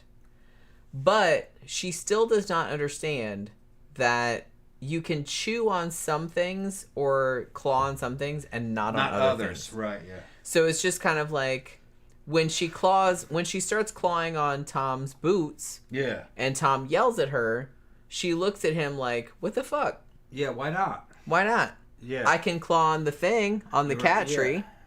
I Right. can claw on this other thing. Yeah. And you don't yell at me because of that. Why are you yelling at me now? Right. So she doesn't understand the distinction because Right. it's the same behavior Right. to her. It's just clawing. Yeah, I'm just clawing. Yeah. Why are you yelling at me? Right, yeah. And like she looks at you like, what the fuck? She Right. really does give you like that I expression. feel for her. She Yeah, can't differentiate. she doesn't. Yeah, She can't differentiate. she doesn't understand like I said, the I context. just say, no, don't do that. And she's like, what? Why? Yeah. So don't, not, that's She's my like, I boots. scratch on this shit. I scratch yeah. on that shit. Nobody Right. yells at me. Right. I scratch on this shit and you yell at me. It's the same behavior, Right. and you're yelling at me. So something like a Siegfried and Roy style lion show, those lions can't really comprehend what's happening. It's not good. They don't have the brain power. They weren't built for that. like I said, cats are very smart. Dogs are very smart. Yeah. But the fact that you're punishing them for what they perceive as the same behavior, making them growl and roar, and like making them act like that, it's just like, I don't think that's a good thing for you to be doing, because they don't understand the concept of... All cats are just chasing machines. That's what their job is, to chase things and to eat it. And then when they're fed, they're if you look at them, it's all about affection. Cats are very affectionate to each other. Big cats, lions, they lay on their belly, digesting. They lick each other, and they're hanging out. They're very chilled. Performance is not part of their normal life. It's not right. Yeah, I'm not real into that whole idea. Making animals like that perform for, because I said, I'm not sure if they entirely understand. Shit they used to do to fucking animals and shit back in the early 1900s to break your heart. Put them in a fucking totally bare cage. Look at this Black Panther, in front of people, and there's nothing for the cat to do. I know, that like bums me out. And like, but like I said, they didn't understand. Right. They didn't understand that like animals actually are are really intelligent. If you had a good relationship with that cat, you'd go in there and just fucking rub on that cat and fucking kiss him and fucking, grab his face and shit. And they like that. They like affection. Just like a regular little pet cat. Just like anything else. Right, yeah. Like I said, pet cats are not genetically any different. No. Really. They're just animals live in a world of feelings and emotion. It's not logic. Yeah. Same thing with big horses. Even though they're a herd animal, and it's a different rules there. There's hierarchy and respect and disrespect. They have that too. So, but when you're dealing with horses, there's a certain feeling. I don't know. I just kind of grew up with it since a kid. You know what I mean? I can communicate with them like horse whispering. My mother was a famous horse whisperer, is what they call it, but it's not whispering. It's body language. Horses understand she body understands. Body language and behavior and what you're doing. And you understand that also. You understand it also. I mean, it was just natural. And that extends across species. Most species have that. I mean, all species are different. They're not verbal. They can't speak. Yeah. So everything is body language. You have to watch the way their ears go, the way they're moving, the way their tail goes, everything like that. You have where to watch you position yourself in a room. If you're higher or lower. If you're blocking the exit or if you're opening the exit. It's a lot more complicated than you think. You have to picture yourself as a being that can't speak. How do you communicate? Yeah. It's through your body. And where you position your body in the room and in the space. And what is threatening and what isn't. And if you don't understand what's going on, if you don't understand words, the rules are a little bit different about what's threatening. Well, see, that's why I think it's really fascinating watching stuff like Jackson Galaxy's Cat from Hell. Yeah. Because a lot of those people, they get a cat and it behaves really badly. Yeah.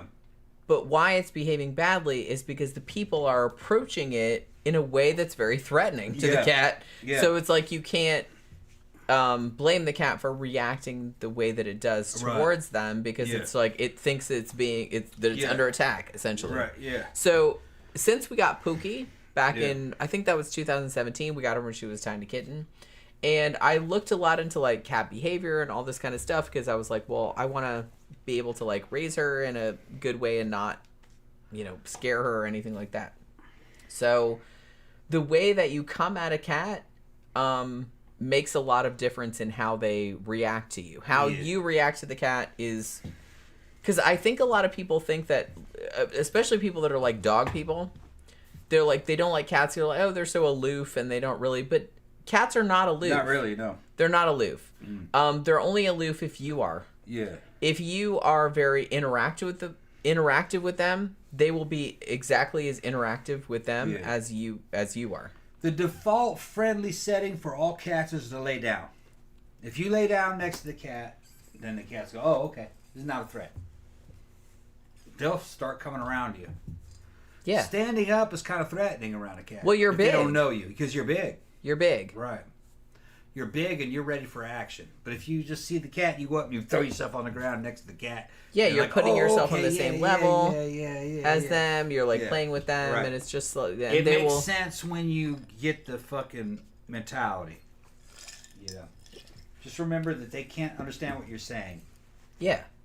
Well, I mean, Yeah. I think Pookie understands some words. She knows some words. She knows her name. But we She raised knows- her though. Yeah, we raised her from a little bitty. I mean, she was tiny. She was maybe nothing. She was, like, was that maybe big. 6 weeks old. when we Yeah. got her. She was sleeping in a bed with us. She was like that big. Yeah, she was tiny. She has human facial expressions. I've never seen another cat have that. She does, yeah. I'll look down and she'll be in the fucking leaning up against the wall looking at me in the eyes and the face. It's like a human. Yeah. You You know. can tell exactly what she's Yeah, thinking I know about exactly. what her facial She's like, why don't you expression is. come? She's like, what is it you have to eat? You know what I mean? It's like, well, you want me to come up there? I just, her face. She's very good at deception also. Yeah. Or attempted deception. Yeah. You know what I mean? Yeah. She tries to like fool you into thinking it's like, hey, you haven't given me any meat Yeah. sticks, which is one of her favorite Xana things. says Task Force 160 is called the Night Stalkers. Yeah, Night Stalkers. They got a lot of cool shit. Which is that serial killer. Yeah. They were at Fort What they Campbell used with to me. call him.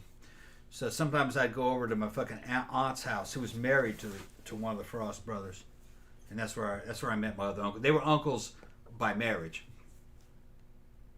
but that was at Fort Campbell. They tried to get me into 160, but at the time I was in 1st 527 Recon platoon, and I was like, I don't know if I should have listened to them because they said they could get me on the right desk to get me in there as a damn minigunner on the back of a Special Operations CH-47, which is a fucking helicopter with the 2 rotors if you're a civilian.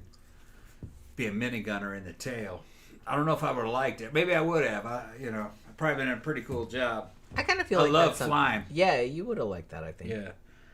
But, being a recon scout, I had a certain kind of fucking, I'm going to say pride. I was proud of what I was doing at the time. Yeah, you had kind of a thing. I was like, well, I don't know, like an man. identity. Right. Sure. I get it. But I didn't understand how important Task Force 160 was. I knew they were special operations, but I didn't realize how deep that shit went. But like I said, I would have been enlisted, so I wouldn't have been like my uncles. My uncles were fucking, warrant officers, so they're in a different world.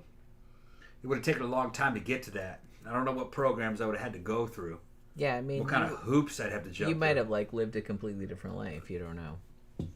It'd be some merc in the Middle East flying some fucking You probably Saudi would. executive You around in never his would helicopter. You never even would have met me. Yeah, with a bunch of fucking submachine gun fucking down in my fucking jacket. Yeah. I'm just laughing about like what Xanada said earlier about crashing a helicopter for a profile photo. Yeah, It's totally yeah. dude logic. Dudes who do that, yeah. Well, that's the whole basis behind the Darwin Awards. Yeah. Is that which is, I believe, 98% Yeah. dudes, like Yeah. the people in that book, because basically it's like, hey, hold my beer and watch this, and then they do some stupid shit and then they die. Xander's asked about Siegfried and Roy, what happened to them. They had a good run. We gotta Yeah, do, 20 years, but we should probably do a show about on that. them. Yeah. Siegfried and Roy were these two, they were Germans, weren't they? Oh, I don't know. I have to look it up. I think they were Germans or Austrians or something. But they lived here in the United States. There were these two gay pretty boys, really. They had a damn big cat show. They would fucking tour In Vegas, everywhere. man. Made a shit Super ton of money. famous. Yeah, real famous. Well, people still know their names nowadays. And one of them so- got eaten. Well, he got eaten. He got attacked. He got attacked. Did it kill him? Wait, did he die? I think he died. Shit, man, I don't even remember. One of those things jumped down and killed him. And that was it. I think he died. And that was the end of that. But it went on for a long time. It's just that you're making big cats perform, and big cats were not built by evolution to perform. They don't know what performance is. I mean, they got away, like Xanada said, they did get away with it for a long time. Yeah. The cats did do perform, and you see circuses and lions and tigers and stuff do perform, but I'm not really, I don't know, I'm not a fan of circuses making No. big cats, elephants, anything like that, Yeah. making them perform. I'm not a big fan of that. Elephants are smart enough to know what performance is. Yeah. But they're also smart enough to know what slavery is. Yeah. They're not doing what they're supposed to be That's doing. why so They're many not of them happy. like fucking rampage. Yeah. You know. They'll go on a rampage and kill a bunch of people. Well, Jen shit. Ellen said he didn't die. He didn't die? Okay. Yeah. I didn't think he I remember had, but- seeing video of it happening, but I don't remember if he died or not. During the show, that cat got him. Yeah. But no, that was it. So, you want to go ahead and shut it down? I guess so. All right. Yeah. It's been how right. long? Beyond 3 Jen, hours? yeah, Jen said she did not. Yeah, he didn't we've die. been on for a long. We've been on. It's a nice long show. Okay. I mean, we covered everything I wanted to cover, so that's Yeah. good. But yeah, so hopefully you guys enjoyed the show this evening. We did a lot of sidetracks, but you know, that's what always happens. Friday, we're going to come back with another show. If I'm not here, we'll see. I may or may not be here. I mean, if you're not here, Right. I'll probably just do it on my own. Just do it on your own, yeah. And I might just get super drunk and talk to It's you not guys the only about- time that she's done it alone. She did a show. She did the show for 2 weeks on her own. It was a good time. Yeah. I was listening to it. I was over in Mississippi listening to it live. Yeah. In Yeah. case, because I know some people came in later. Yeah. His dad is He's not doing well. not doing real well. Yeah. So we're kind of just waiting to see what happens. He might have to fly Yeah. to Mississippi Yeah. to be with his dad. Yeah. So we'll see how that he joins the goes. netherworld of the Force. We'll see how that goes. So it goes, yeah. So yeah, but I mean, he might be here Friday. He might not. We'll see how that goes. He could recover. I mean, he recovered before, Yeah, he could recover. so we'll. There's a chance. Like I said, we're just kind of. I give him 50-50. It's very touch and go. We're just seeing Yeah. how it goes. And like I said, if you weren't here earlier, I actually got a full-time job which starts on Monday. So we're still gonna do the shows on Monday evening, Wednesday evening, Friday evening like we normally would, but I wouldn't be able to do as many. Like I wouldn't be able to do streams during the week, like in the afternoon, for example, because I'd be at work. So I'd probably just do one stream a week, like on Sunday or something like that. So I'm still gonna try and do that. Yeah. But you know what I mean. Yeah. Jen Allen said, "Thanks for a good show. Thank you. Fingers crossed for your dad." Yeah. Thank you. Hopefully it all works out. We'll see how it goes. Like I said, we don't know what's going on at this point, so we're just gonna. I'll know more tomorrow. Yeah, we're just gonna kind of try and play it by ear is what we're doing. But yeah, thanks everybody for dropping by this evening. Thank you for your super chats. They are always appreciated, and we will see you guys again. Or at least I will see you again, and maybe Tom will. We'll see how that goes. On Friday night for the Sidetrack show. So good night, everybody.